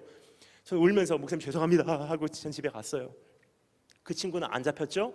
은행에 성공적으로 들어갔습니다. 은행에서 돈을 가지고 은행에서 나오다가 경찰에 잡혔어요. 그 친구는 감옥에 들어갑니다. 제가 그 다음 날 그 친구 면회를 가요. 제가 가서 그 친구를 바라보면서 여러분 이렇게 얘기하면 여러분 어떻게 생각하시겠습니까? 제가 그 친구에게 가서 사랑이 말이야 똑바로 살아야지 말이야. 말이 됩니까? 안 되죠. 왜 그렇습니까? 그 친구나 저나 똑같이 죄를 지을 수 있는 기회가 있었어요. 근데 저의 삶에는 죄를 지으려고 하는 순간 방해함이 있었어요. 이게 뭐죠? Amazing Grace. 내가 생각도 못하는 상상을 초월하는 하나님의 방해하심, 은혜라는 사실이에요. 여러분 사실상 히틀러나 사담 후세인이나 지금 흉악한 범죄를 짓고 있는 그 사람이나 나를 힘들게 하는 그 어떠한 사람이나 나나 우리 조상으로부터 이어받은 죄의 본질은 똑같다는 사실이에요. 근데 나는 이게 왜 은혜입니까? 죄를 질만 하면 하나님 만나주셨고, 죄를 질만 하면 좋은 교회로 인도해 주시고, 죄를 질만 하면 은혜 쏟아부어 주시고, 죄를 질만 하면 조그만 죄 전하고 놀래갖고 하나님 두 번 다시 안 짓게요 회개케 하시고, 죄를 질만 하면 직분 허락해 주셔서 이제 할 수 없이 직분만큼 살아야 되고, 죄를 질만 하면 하나님께서 인도해 주신 가운데 지금까지 내가 여기까지 온 것뿐인데, 그렇지 못한 사람들을 향해서 사람들이 말이야 똑바로 살아야지 말이야 말이 되지 않는다는 거예요. 정말 내가 나 된 것이 정말 다 하나님의 은혜라는 것을 내가 정말 경험한다면 남을 긍휼히 여길 수밖에 없는 자로 내가 설립된다는 것입니다. 여러분 어떻게 보면 이스라엘을 품으면서 그것을 많이 생각하게 됩니다. 정말로 긍휼히 여김을 받은 개와 같은 이방인이라는 사실을 내가 정말 안다면 유대인들 돌아오더라고요. 저는 그것을 몸소 체험했습니다. 솔직히 여러분 제가 유대인인 줄 알고 있었습니다. 전 6년 전까지. 제가 육적 아브라함의 자손인 줄 알고 있었어요. 그런데 하나님께서 그 사실을 깨닫게 하시는데 저에게는 가장 큰 걸림돌이 무엇이었냐면 온 세상이 제가 축복의 중심인 줄 알고 있었어요. 온 세상의 축복의 중심이 바로 전 줄 알고 있었어요. 근데 그 사실을 깨닫게 되면서 한 가지 하나님께서 저에게 열어주신 것은 너는 정말 주인의 식탁에서 떨어지는 그 부스러기, 빵 부스러기밖에 먹을 수밖에 없는 그러한 개보다도 못한 존재다.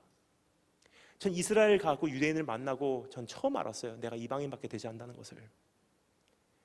근데 여러분 저는 그때 깨달은 것이 한 가지 있습니다. 내가 이방인이라는 사실을 절실히 깨달았어요. 저는 가슴을 치면서 울었습니다. 왜냐하면 얼마나 큰 은혜입니까 여러분. 나에게는 올 수 없는 그 은혜였는데 나에게까지 왔어요. 그렇게 은혜 받은 것을 내가 정말 안다면 여러분 이제는 이스라엘을 품을 수밖에 없더라고요. 그래서 이스라엘 가면은 유대인들 만날 때마다 그분들 붙들고 사죄부터 시작해요. 내 잘못입니다. 우리의 신앙의 선조들이 당신들을 학대해 왔습니다. 그러니까 유대인들이 왜 이렇게 우냐고 마음을 여시더라고요. 또 나중에 간증을 드리겠지만 그 중에서 결실들이 맺어지더라고요. 여러분, 오늘 다시 한번 하나님 앞에서 내가 얼마나 은혜 받은 존재인지, 거저 긍휼하심을 입은 자로서 내가 오늘 여기까지 오지 않았는지 다시 한번 내 자신을 그것을 기억하게 하시고 오늘 다시 한번 내 안에 그런 새로운 감격이 있으시기를 주님으로 축원합니다. 그렇게 남을 긍휼히 여기는 자는 기뻐하라. 너희 안에서 하나님의 긍휼히 여기심이 경험되었음이 확증되었습니다. 그런 분들에게 여섯 번째 마카리오스가 열립니다. 우리 8절 말씀 다 같이 읽겠습니다. 여섯 번째 마카리오스 8절 말씀 다 같이 읽겠습니다. 시작.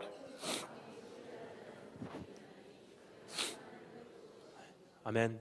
여러분, 긍휼히 여기심을 내가 경험하고 나니까 이제는 한 가지밖에 원하지 않는다는 것입니다. 그것은 무엇입니까?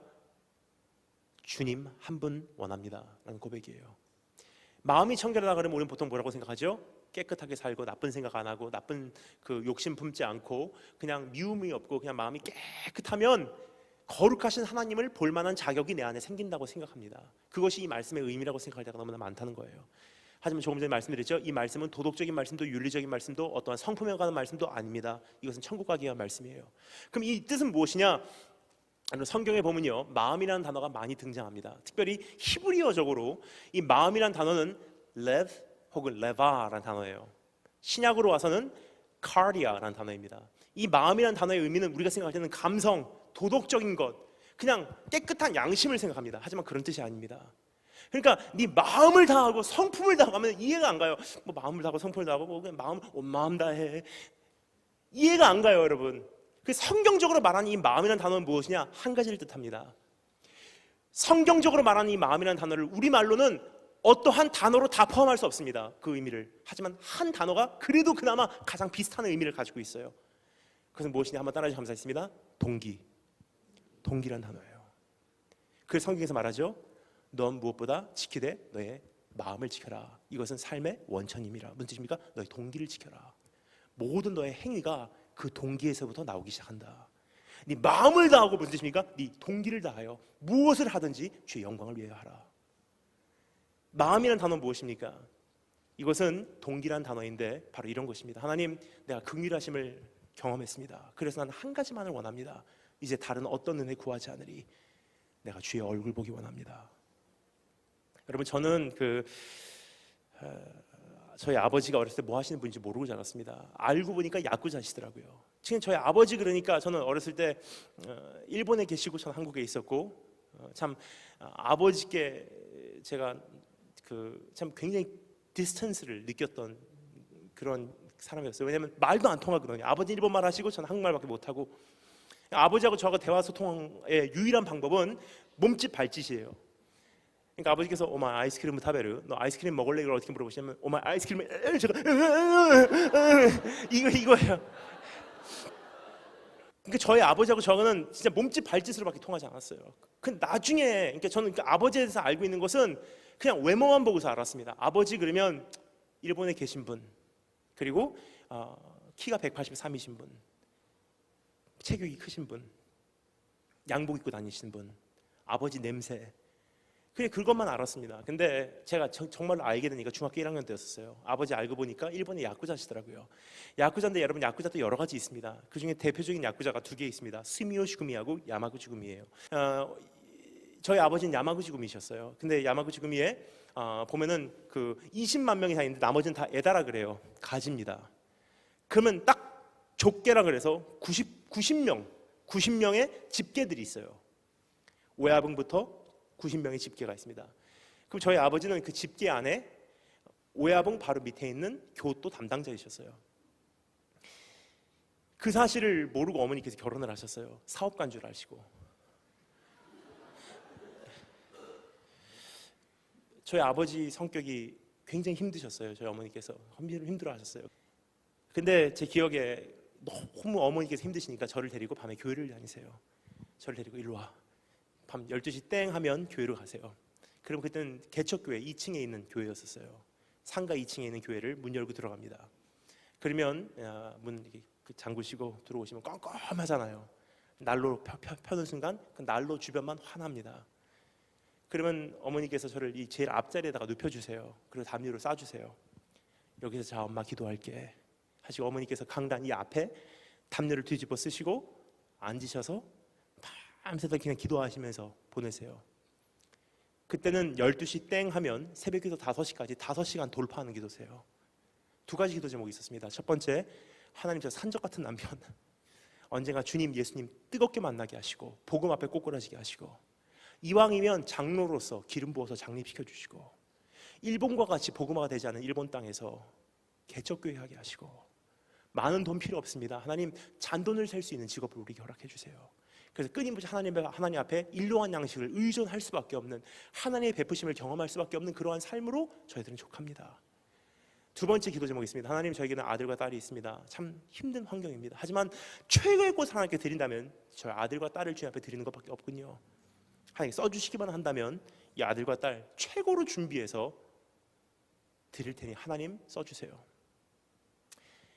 그때는 저 친척들이 비웃으시더라고요. 좀 그런 기도 안 들어주시는데 좀 현실적인 기도하라 그러시더라고요. 근데 어느 날이었습니다. 제가 6살쯤 됐을 때 같습니다. 저희 아버지께서 그래도 매달마다 이렇게 자주 오시는데 2년을 안 오시는 거예요. 저 6살 때부터 8살 때까지 아버지를 못 보고 컸습니다. 아버지 어디 계신가? Love-hate relationship. 아버지를 정말 미워했지만 아들이기 때문에 아버지를 굉장히 좋아했었어요. 아버지에게 사랑을 받기로만 했던 것 같습니다. 아빠 어디 있어요? 아빠 어디 있어요? 언제 봅니까? 하는데 나중에 알게 됐어요. 일본에 가서 아버지께서 저에게 직접 말씀해 주셨습니다. 그 2년 사이에 저희 아버지께서 어디 계셨냐? 구치소에서 재판받고 계셨어요. 그래서 이제는 좀 이해가 되는 것이 이제 기억이 납니다. 어머니께서 아버지께 편지를 쓰시더라고요. 밤마다. 안 되신 일본말로 그때 막 쓰시기 시작하면서 그때 배우신 것 같아요. 사전을 찾아보시면서 일본말로 쓰시는데 꾸겨서 버리시고 또 찾으시고 또 꾸겨서 버리시고 또. 근데 편지 내용이 뭐냐? 복음이에요. 하나님 당신을 사랑합니다. 돌아오시기만 하면 됩니다. 새로운 삶이 당신을 기다리고 있습니다. 우리 새롭게 시작합시다. 하나님께서 새로운 것을 우리에게 허락하실 것입니다. 막 쓰세요. 그럼 저를 데리고 버스를 3번 갈아타고, 물론 저희 집 주변에도 우체국이 있었지만 정확하게 보내겠다고 버스를 3번 갈아타고 서울 명동 중앙우체국에 가서 속달을 보내시는 거예요. 일주일에 3-4번을. 그럼 저하고 가면 어머니께서 저에게 편지를 주세요. 기도해. 그럼 6살밖에 안 된 제가 이 편지 들고 기도하는 거예요. 하나님 이거 아빠에게 잘 들어가게 해주세요. 아빠가 이거 보고 예수님 믿게 해주세요. 어머니께서 우체통을 열어주세요. 그럼 제가 이렇게 넣습니다. 그때 그 버릇이 지금까지 오더라고요, 여러분. 지금도 우체국에 가서 전기세 날 때 지금도 기도합니다. 하나님 이 전기세 잘 들어가게 해주시옵소서. 어렸을 때 여러분 신앙교육을 한다는 게 이렇게 무서운 것 같아요. 그때 수백 통의 편지가 아버지께 갔습니다. 2년 동안. 지금도 저희 아버지 옷장에는 신발 상자에 그때 받은 편지들이 이렇게 쌓여져 있습니다. 근데 그때 어느 날이었어요. 저희 아버지께서 예수님 어떻게 만나셨냐면 죄수 옷을 입고 있었고 번호가 달려 있었고, 야쿠자는 아버지께서 석방되기를 기다리고 있었고, 그 파와 원수된 다른 파는 아버지가 나오시면 죽이려고 하고 있었고, 형사들은 안 내보낸다고 하고 있었어요. 저희 아버지의 삶에는 구체적으로 변한 것은 없었습니다. 근데 어느 한순간이었어요. 하나님께서 찾아오시더라고요. 여러분, 하나님의 은혜는요, 어느 한순간 우리의 삶 속에 침투해서 들어오시는 은혜이십니다. 아버지께서 그날도 편지를 읽으시는데 갑자기 복음이 깨달아지시더래요. 왜 나를 사랑하십니까? 그때까지는 이걸로 그냥 하나님 계실까 하는 거였는데 그날은 하나님이 계시더래요. 그러면서 하나님 왜 나를 사랑하십니까? 왜 나 같은 죄인을 용서하시기를 원하십니까? 하면서 가슴을 치기 시작하는데 주님을 뜨겁게 경험하는데 저희 아버지 일본 사람같이 사무라이 정신으로 주님 만난 것 같아요. 옷을 입고 있는 게 죄송하더래요. 하나님 앞에 나 같은 죄인은 옷을 입고 있을 만한 자격이 없습니다. 다 옷을 벗어놓으시고 무릎 꿇고 앉아서 기도하려고 하는데 나 같은 죄인은 무릎 꿇을 만한 자격도 없습니다. 밤새도록 벌거벗고 일어선 상태로 예수님 경험했어요. 하룻밤을 그렇게 주님을 경험하고 그 다음날 새벽에 저희 아버지께서 고백한 고백이 바로 이 고백입니다. 많이 용서받았은즉 내가 많이 사랑해드릴게요. 내가 아직 죄인 되었을 때, 내가 아무것도 모를 때, 내가 아직 연약할 때 나를 거저 용서하셨은즉 이제는 다른 거 원치 않습니다. 내가 사랑해드릴게요. 하지만 여러분, 이것은 세상과 반대예요. 세상은 이렇게 얘기합니다. 많이 사랑해라, 많이 섬겨라, 많이 드려라, 많이 봉사해라. 그러면 많이 용서해 줄게. 그러면 많이 축복해 줄게. 근데 우리는요, 복음입니다. 복음은 반대입니다. 뭐죠? 내가 하나님을 모를 때 내가 거저 용서받고, 내가 아직도 하나님과 원수되었을 때 내가 거저 사랑받았은즉 이 사랑을 내가, 이 은혜를 내가 조금이나마 깨달아가는 만큼 내가 사랑해 드릴게요. 지금 저희 아버지는 장로님으로서 일본에서 개척교회를 하시다가 2년 전에 은퇴하시고 한국으로 나오셨고요. 지금도 아까 전에 조금 전에 문자 왔어요. 기도 시작할게. 집회 끝날 때까지 기도하고 계세요.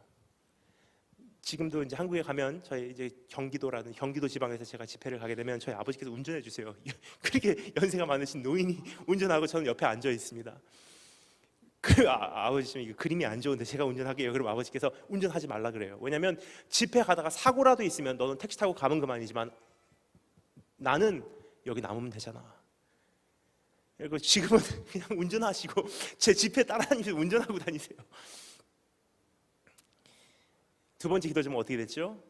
아들은 목사로 선교사로, 여동생은 미국의 지금 풀러 신학교에서 신학박사 3년째 하고 있습니다. 전도사로 사역을 하고 있어요. 여러분, 하나님께서 우리에게 주시는 것은 바로 이런 메시지입니다. 이제는 뭘 위해 신앙생활 할래? 제가 트리니티 신학교를 졸업할 무렵 제 존경하는 교수님께서 이런 말씀하시더라고요. 이제 새롭게 탄생되는 신학생들이요, 네 자신을 구원하기 위해서 설교하지 말아라. 네 자신을 구원하기 위해서 복음 전하지 말아라. 전 그 당시 이런 생각했습니다. 어떻게 바보 같은 사람이 그 세상에 무슨 복음, 자기 자신도 복음으로 구원받지 않았는데 무슨 복음을 외치냐, 그런 일 없습니다 생각을 했는데, 시간이 지나가면 지나갈수록 그 말씀을 생각할 때 굉장한 명언이더라고요. 왜 그렇습니까? 오늘도 수없이 많은 설교자들이 강당에서 말씀을 외치면 한 가지 이유예요. 성도님들 눈물을 흘리고 은혜 받는 모습을 보면 그래도 나는 내 인생 성공했어. 그래도 나는 내 인생 허무하진 않아. 내 인생의 허무함에서, 내 인생의 무의미함에서 성도님들 울고 은혜 받는 모습을 통해서 내가 구원되고 있다는 사실입니다. 내 자신을 구원하기 위해서 사역할 수 있어요. 단기 선교여행 갔다 오면 내 인생 그래도 의미는 일했어. 내 인생의 무의미함에서 탈출하고 있다는 사실입니다. 여러분, 조금 전에 말씀드렸던 율법의 사람이나 복음의 사람이나 둘 다 똑같이 예배드립니다. 율법의 사람이나 복음의 사람이나 둘 다 똑같이 찬양해요. 율법이나 복음이나 둘 다 똑같이 헌금합니다. 율법이나 복음이나 둘 다 똑같이 선교지 나가요. 율법이나 복음이나 둘 다 똑같이 울면서 회개해요. 겉으로 보기에는 누가 누군지 모릅니다. 같은 교회 안에 다 같이 모여있다는 사실이에요. 근데 여기서 정말 하지 않으면 안 되는 질문은 바로 이것입니다. 왜 하냐는 거예요. Why? 율법의 사람은 왜 하죠? Give and take. 잘해야지 복 받으니까, 안 하면 벌 받으니까. 복음의 사람은 왜 합니까? 다른 어떤 은혜 구하지 않으리. 많이 용서받았은즉 많이 사랑해 드릴게요. 겉으로 보기엔 똑같습니다. 예를 들어 볼까요? 회개만 해도, 회개 한 가지만 해도 둘 다 똑같이 눈물 흘리면서 회개하고 있어요. 근데 내용을 들어보면 좀 다릅니다. 예를 들어서 율법의 사람이 이렇게 회개합니다. 하나님 불쌍히 여겨 주시옵소서. 내가 주님 앞에 범죄하였나이다. 불쌍히 여겨 주시옵소서. 용서하여 주세요. 하나님, 내가 죄를 저어서 하나님 앞에 범죄했습니다. 나를 용서하여 주시옵소서. 하나님 불쌍히 여겨 주세요. 그런데 주님, 지금 죄로 인해서 지금 엄청난 대가가 저를 향해서 지금 오고 있습니다. 경찰이 오고요, 지금 내 사역과 사업이 지금 산산조각 날 것 같고요, 가족도 지금 산산조각 나기 일보 직전입니다. 하나님, 이 죄의 대가가 나는 감당치 못하겠사오니 불쌍히 여겨 주셔서 이 죄의 대가를 나로 하여금 면하게 하여 주시사 다시 한번 주의 영광 가리지 않게 하여 주기를 소원합니다. 그렇게 기도해요. 두 번째 사람, 복음의 사람 기도 들어보겠습니다. 하나님 불쌍히 여겨 주옵소서. 내가 죄를 졌습니다. 내가 잠깐 실수해서 이렇게 큰 죄를 짓고 하나님 영광 가리게 생겼습니다.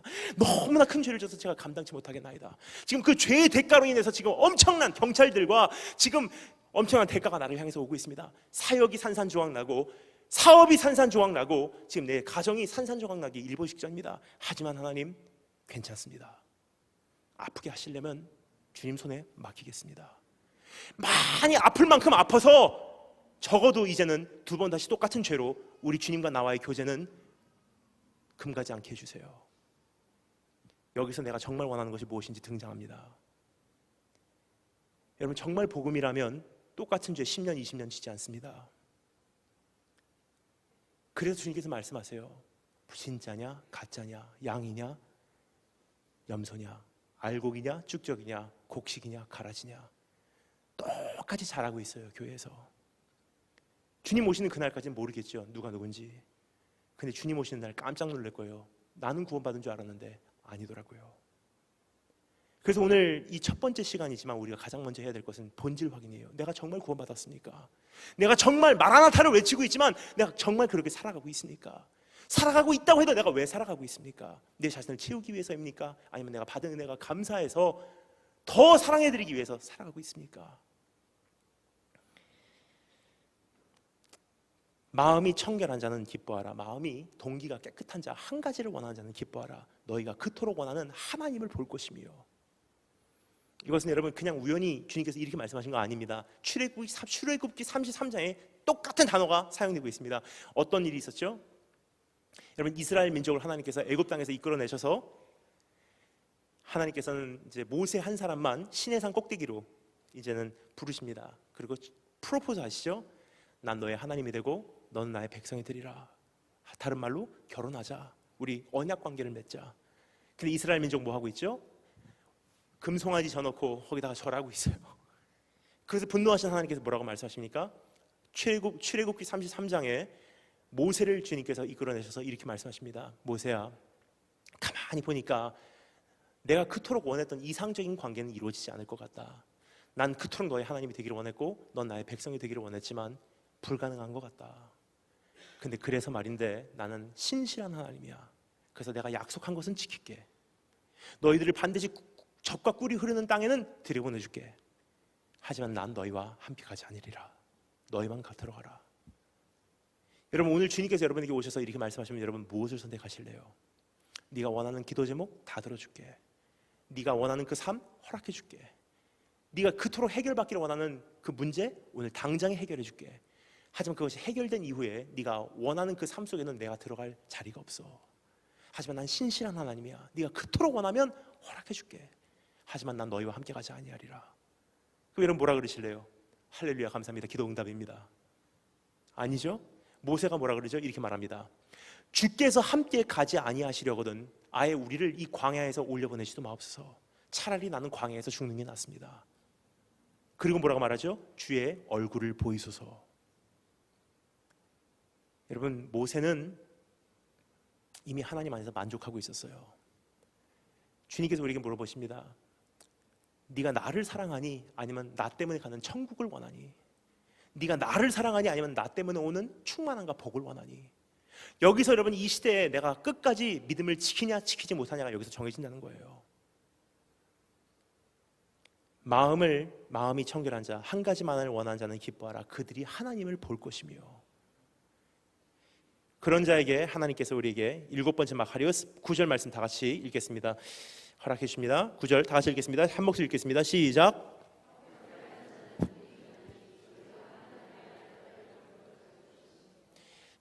화평하게 하는 자는 기뻐하라. 저희가 이제 하나님의 아들이라 일컬음을 받을 것이며.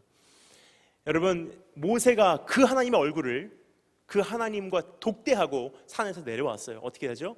얼굴에서 빛이 나기 시작합니다. 즉 하나님의 얼굴을 본 사람들은 이제 하나님과 나의 모습이 공유되기 시작하고 하나님의 생각과 나의 생각이 공유되기 시작하고 하나님의 눈물과 나의 눈물이 공유되기 시작하고 하나님의 모든 사역의 방법이 이제 공유되기 시작한다는 것입니다.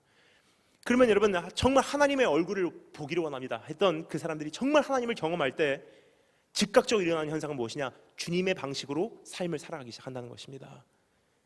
그럼 여기서 말하는 화평케 하는 자라는 것은 그것의 결과인데, 화평케 하는 것은 여러분 도대체 무엇인지 우리 잠시 생각해 보도록 하겠습니다. 화평 그럼 우리가 뭐라고 생각하죠? 싸우지 않고 전쟁하지 않고 그냥 평화를 생각합니다. 하지만 성경에서 말하는 화평, 평안, 샬롬이라는 것은 그런 뜻이 아닙니다. 우리말로 성경에 나오는 이 화평이라는 단어를 표현할 길이 없어요. 근데 구약의 샬롬, 신약에 와서 에레네라는 단어는 우리말로는 표현할 수 있는 길이 없습니다. 하지만 한 단어가 그래도 그나마 그 두 단어하고 거의 비슷해요. 한 가지 단어가 있습니다. 한번 따라해 주시면 감사하겠습니다. 공의란 단어예요. 무슨 뜻입니까? 여러분 참된 평화는 깨진 공의가 회복되기 전까지는 이루어지지 않는다는 것입니다. 아벨의 피가 억울합니다, 억울합니다 땅에서 외치고 있는데 가인이 드디어 죽였네, 속 시원해 하고 있어도 하나님 보시기에는 아니에요. 공의가 깨졌기 때문에.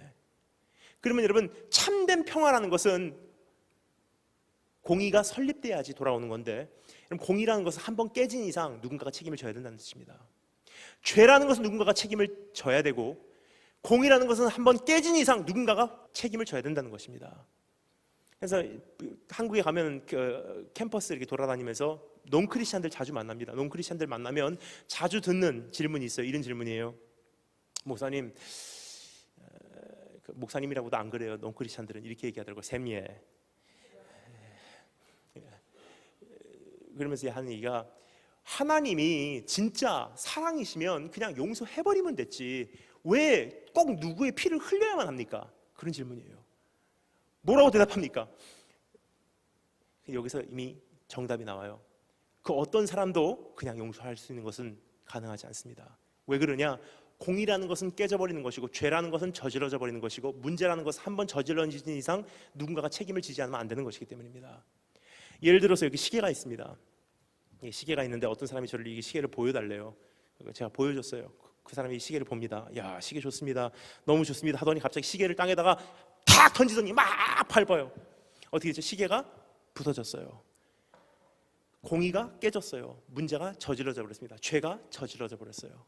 그럼 이 문제를 해결할 수 있는 것은 그냥 용서할게 통하지 않습니다. 둘 중에 하나예요. 뭐죠?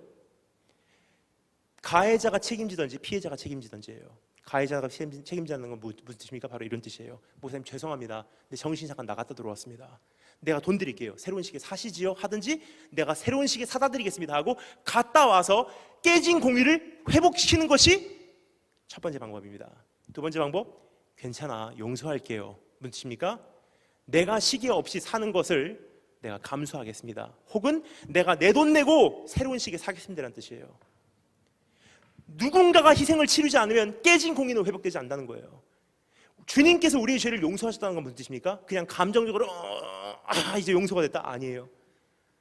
용서하신다는 건 무슨 뜻입니까? 피해자 본인께서 공의를 회복하기 위해서 그 값을 치르셨다는 뜻입니다. 그건 감정적인 것이 아닙니다. 단 한 번도 성경에서는 우리의 용서에 대해서 감정적으로 말한 적이 없습니다. 법적인 거예요. 그러면 여러분, 화평케 한 자는 무엇입니까? 이제는 하나님을 바라볼 때마다 배부리 여김을 받을 수 있는 이제는 내가 소모됨으로 이 세상에 깨진 모든 공의를 재설립하라는 주님의 부르심인 것입니다. 정신적으로도 공의가 깨진 이상 누군가가 희생을 치르지 않으면 그 정신적인 공의도 회복이 안 되더라고요. 예를 들어서 아까 그 친구에게 저에게 전화가 걸려왔어요. 밤 10시에 전화가 걸려왔습니다. 사람에 의해 줄이고 목마른 그 친구입니다. 전화가 걸려왔어요. 나 좀 만나줘. 그래갖고, 야, 이 원수야, 왜 그래? 그러니까 친구가 나와달래요. 그래갖고 제가 시카고 살 때 일입니다. 한겨울 날씨가 영하 30도예요 시카고는. 아시죠? 그런데 나갔는데 굉장히 추운 겨울에 그 친구하고 10시에 얼굴을 마주보고 앉았어요. 왜 그래? 그러니까 그 친구가 인사도 안 하고 그날은 본론으로 들어가더라고요. 또 시작했어요. 야야, 저 사람이 좋아하는 것도 싫어하는 것 같아. 왜 저 말을 했을까? 오늘 그 말을 했는데 수업 시간에 그 말이 굉장히 나에게 신경 쓰여. 그 말이 뜻이 뭘까? 계속 얘기해요. 가만히 듣고 있다 이런 생각이 들더라고요. 저 친구의 삶에서 어느 순간 정신적인 공의가 깨졌어요. 화평이 없어졌습니다. 그럼 누군가가 다시 한번 희생을 치르고 그 친구를 회복시키지 않으면 깨진 공의는 회복되지 않아요. 그래서 이렇게 생각했어요. 오늘 네가 이기나 내가 이기나 해보자. 순교가 따로 없다. 네가 원하는 대로 얘기해봐. 원하는 만큼 다 들어줄게. 그러니까 그 친구는 어떻게 했을까요? 오냐 잘됐다고 시작하더라고요. 저 사람이 좋아하는 것도 싫어하는 것도 계속 얘기합니다. 한참을 들어줬어요. 한참을 듣다 보니까 그 친구가 나중에 납득을 하더라고요. 이제 좀 시원하다.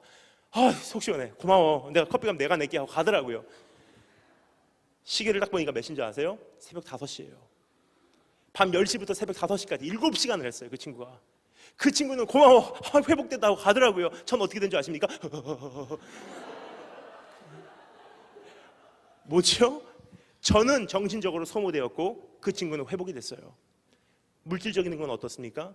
내 물질이 소모된다는 것은 누군가의 물질이 회복된다는 뜻이에요. 누군가의 젊음과 누군가의 에너지가 소모된다는 것은 누군가의 에너지와 누군가의 젊음이 회복된다는 뜻입니다.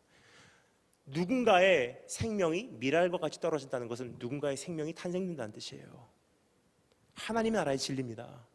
그럼 화평케 하는 자라는 것은 무엇입니까? 예수 그리스도 사역이 예수님의 사역이 어떤 사역이었죠? 자신이 떨어져 죽음으로 다시 한번 깨진 공의를 하나님과 우리 이방인과 유대인을 회복시키기 위한 공의 회복의 사역이었습니다. 그러한 사역을 하는 자는 기뻐하라. 드디어 하나님의 아들 예수 그리스도의 사역을 너희가 하고 있습니다. 근데 여러분, 한 가지만 더 말씀드리겠습니다. 거기서 끝나지 않더라고요. 또 한 가지 공의를 회복하는 방법이 있습니다. 하나는 희생이고 또 한 가지 방법이 마지막으로 하나 남았더라고요. 뭔지 아십니까? 한번 따라해주셔서 감사하겠습니다. 전쟁. 전쟁이라는 것이 왜 공의 회복인지 한번 생각해 보도록 하겠습니다. 저는 6년 동안 끊임없이 다녔어요. 인도부터 시작해서 예루살렘, 중국부터 시작해서 몽골리아, 동남아시아, 호주 막 다니는데 한 가지 내린 결론이 있어요. 온 세계의 75%는 우리가 상상을 초월하는 악을 매일매일 경험하면서 살고 있다는 뜻입니다. 에이, 그냥 하나님 그냥 사랑이신데 그냥 용서하면서 감사하면서 행복하게 살아, 그 말을 할 수 있다는 것은 나는 꽤 평안한 삶을 살고 있습니다라는 뜻입니다. 근데 여러분, 지구의 75%의 인구가 어떻게 사는 줄 아십니까? 예를 들겠습니다. 3년 전에 인도에서 핍박이 있었어요. 인도 오리사라는 주에 힌두교, 이슬람교 과격분자들이 들어가서 교회를 핍박하기 시작합니다. 100명의 크리스찬이 순교를 당하고 600가구가 불에 타갖고 없어졌어요. 교회를 포함해서. 근데 그 한 가정의 이야기를 말씀드리겠습니다. 힌두교 과격분자들이 들어가서 그 아빠, 오빠들 다 죽이고 거기는 엄마, 언니들 집단 강간하고 다 참수시켜버렸어요. 그리고 14살 된 어린아이, 여자아이를 남자들이 들어가서 집단 강간을 하고 몸에다가 휘발유를 붓고 불질러버렸어요. 다행히도 그 여자의 몸이 타고 있다가 딱 반 정도만 탔을 때 선교사님들이 들어가서 불을 꺼줬어요. 그 여자아이 아직도 살아있습니다. 그 여자아이에게 가서 여러분 이렇게 얘기하면 통한다고 생각하십니까? 네가 크리스찬이니까 네가 용서해. 통하지 않습니다. 하나님은 사랑이셔. 네가 용서해야지. 안 통합니다. 그 정도의 복음이라면 저는 안 믿었을 거예요. 너무나 얕거든요. 근데 여러분, 너무나 감사한 것은 우리 주님께서는 그래서 이렇게 말씀하세요. 참된 복음의 완성은 무엇이냐? 바로 이것입니다. 그 여자에게 통하는 복음이에요. 바로 이 복음입니다. 네가 당한 대로 갚으실 거야. 기다려. 반드시 그분이 이 세상에 오셔. 그분 오시게 되면 네가 당한 대로 갚으실 날이 와. 넌 그날까지 길이 참어. 그 아이에게는 그것이 복음이에요. 한 복음은 어린 양 예수입니다. 하지만 다른 복음은 다시 오실 왕 유다의 사자 예수 그리스도의 복음이에요. 그 이방인의 복음과 유대인의 복음이 하나가 될 때 우리는 예수 그리스도의 장성한 분량까지 성장을 합니다. 우리에게는 어린 양 예수는 있는데 다시 오실 왕 유다의 사자 예수는 많이 없습니다. 하지만 유대인들에게는 다시 오실 왕 유다의 사자 예수는 있는데 어린 양 예수가 굉장히 적어요. 그래서 우리는 유대인이 필요하고 유대인은 우리가 필요합니다. 근데 이번에 이스라엘에 가서 아까 말씀드렸죠. 이스라엘에 가서 내가 긍휼을 받은 자로서 제가 용서를 구합니다. 하나님, 유대인들에게 찾아가서 내가 잘못했습니다. 막 용서를 구하니까 그 친구 한 명이 유대인 친구인데 예시바라 그래갖고 유대인 그 학교 다니는 거예요. 그 친구가 저에게 이렇게 얘기합니다. 용서를 구하는 것까지는 이해가 가는데 네가 뭘 믿기에 그렇게 하냐요. 그래갖고 지금 일어난 일들에 대해서 설명을 해줬어요. 지금 중동에서 일어나는 일들, 결국은 이것이 어떻게 막을 내릴 것이며 예수님께서 이 세상에 다시 한번 이 세상에 어떻게 오실 것이며 지금 그러한 징조들이 지금 우리 삶 속에서 지금 일어나고 있다. 이스라엘이 얼마 남지 않아서 이제 둘러싸임을 당하게 되리라. 그 얘기를 했어요. 그러니까 그 친구가 한참을 듣더니 이렇게 얘기해요. 그것이 나한테는 좀 이해는 된대요. 그러면서 한 얘기가, 그러면 그 예수아라는 사람이, 그 예수가 나에게 뭘 해줄 수 있냐요. 그래서 거꾸로 돌아가서 어린 양 예수에 대한 정리를 해줬어요. 그러니까 그 친구가 눈물을 흘리면서 뭐라고 하는지 아십니까? 조금만 시간을 달래요. 내가 다시 한번 이것을 내 마음속에 정리하고 믿겠대요. 그때부터 6개월 후에 그 친구 지금 열심히 교회 다니고 있어요. 메시아주. 유대인들이 참 재미난 것을 저는 그때 발견했어요. 이방인인 우리에게는 어린 양 예수로 들어가서 다시 오실 왕으로 들어가요. 근데 이방인 유대인들에게는 다시 오실 왕으로 들어가서 어린 양 예수로 들어갑니다. 이것이 순서가 다르더라고요. 화평케 한 자라는 것은 무엇입니까? 결국 주님이 이 세상에 오시는 그날까지, 마지막 최후의 전쟁이 치러지는 그날까지 이제는 주님이 다시 오셔서 이 세상에 다시 한번 그 공의를 설립하실 수 있도록 그 길을 예배드리는 사역입니다. 땅끝까지 하루빨리 복음이 전파되므로 우리 주님이 이 세상에 오셔서 깨진 공의 회복시키시고 당한 자를 위로하시고 악한 자를 주님께서 심판하시는 그날이 속히 올 수 있도록 이제 나의 인생의 모든 것이 그것에 초점이 맞춰지는 그런 축복이 있으기를 주님으로 축원합니다. 마지막 마카리오스, 8번째 마카리오스 한 가지 살펴보고 말씀 마치겠습니다. 우리 10절부터 12절 다 같이 읽겠습니다. 8번째 10절부터 12절 다 같이 읽겠습니다. 시작.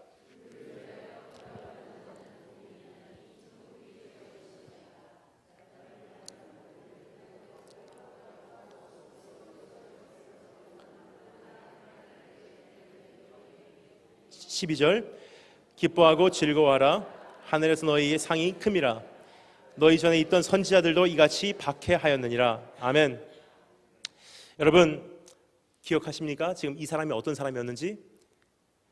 난 안 됩니다 하면서 심령이 가난한 자의 자리에 있었던 사람이에요. 근데 어느 날 애통하기 시작하고, 애통하다가 하나님의 위로를 경험하고 주님께 충성을 맹세하고, 충성을 맹세한 그분의 불꽃 같은 눈동자에 합격되기 위해서 의에 줄이고 목마른 자로서 달려가기 시작할 때 하나님께서 배부르게 채우심을 경험하고, 나를 배부르게 채우시는 그 긍휼하심을 경험할 때 남을 긍휼히 여기는 자가 되고, 이제는 그 긍휼함을 경험한 이상 이젠 다른 어떤 거 원치 않습니다. 많이 용서받았은 즉 내가 주님을 많이 사랑해드리겠습니다. 다른 어떤 거 원치 않습니다. 내가 주님 원합니다. 그러다 보니 주님과의 모든 생각과 사역의 방법을 공유하기 시작하고 결국 주의 길을 예비하러 달려가는 그 사람이 된다는 것입니다. 그 길목에 서니까 이제는 할 수 없이 그 자리에서, 그 영토에서 그는 의를 위하여 핍박을 받는 자의 자리에 설 수밖에 없게 된다는 것입니다. 성장했습니다. 이만큼 벌써. 이것은 한 사람의 성도가 심령이 가난한 자의 자리에서 이제는 의를 위하여 핍박을 받는 자의 자리까지 성장하는 그 과정을 그려놓은 한 일생의 모습입니다. 그럼 나는 지금 어디쯤 있습니까? 두 가지는 분명합니다. 하나는 심령이 가난한 자의 자리로 오늘 밤 돌아가야 된다는 거 분명합니다. 또 한 가지 분명한 것이 있습니다. 이제는 의를 위하여 핍박을 받아야 되는 그 자리까지 내가 성장해야 된다는 것만은 분명합니다. 저는 이 말씀이 여기서 끝나서 얼마나 감사한지 모르겠습니다. 그 이유는 여러분이 생각하시는 이상적인 크리스찬 삶은 어떤 것이죠?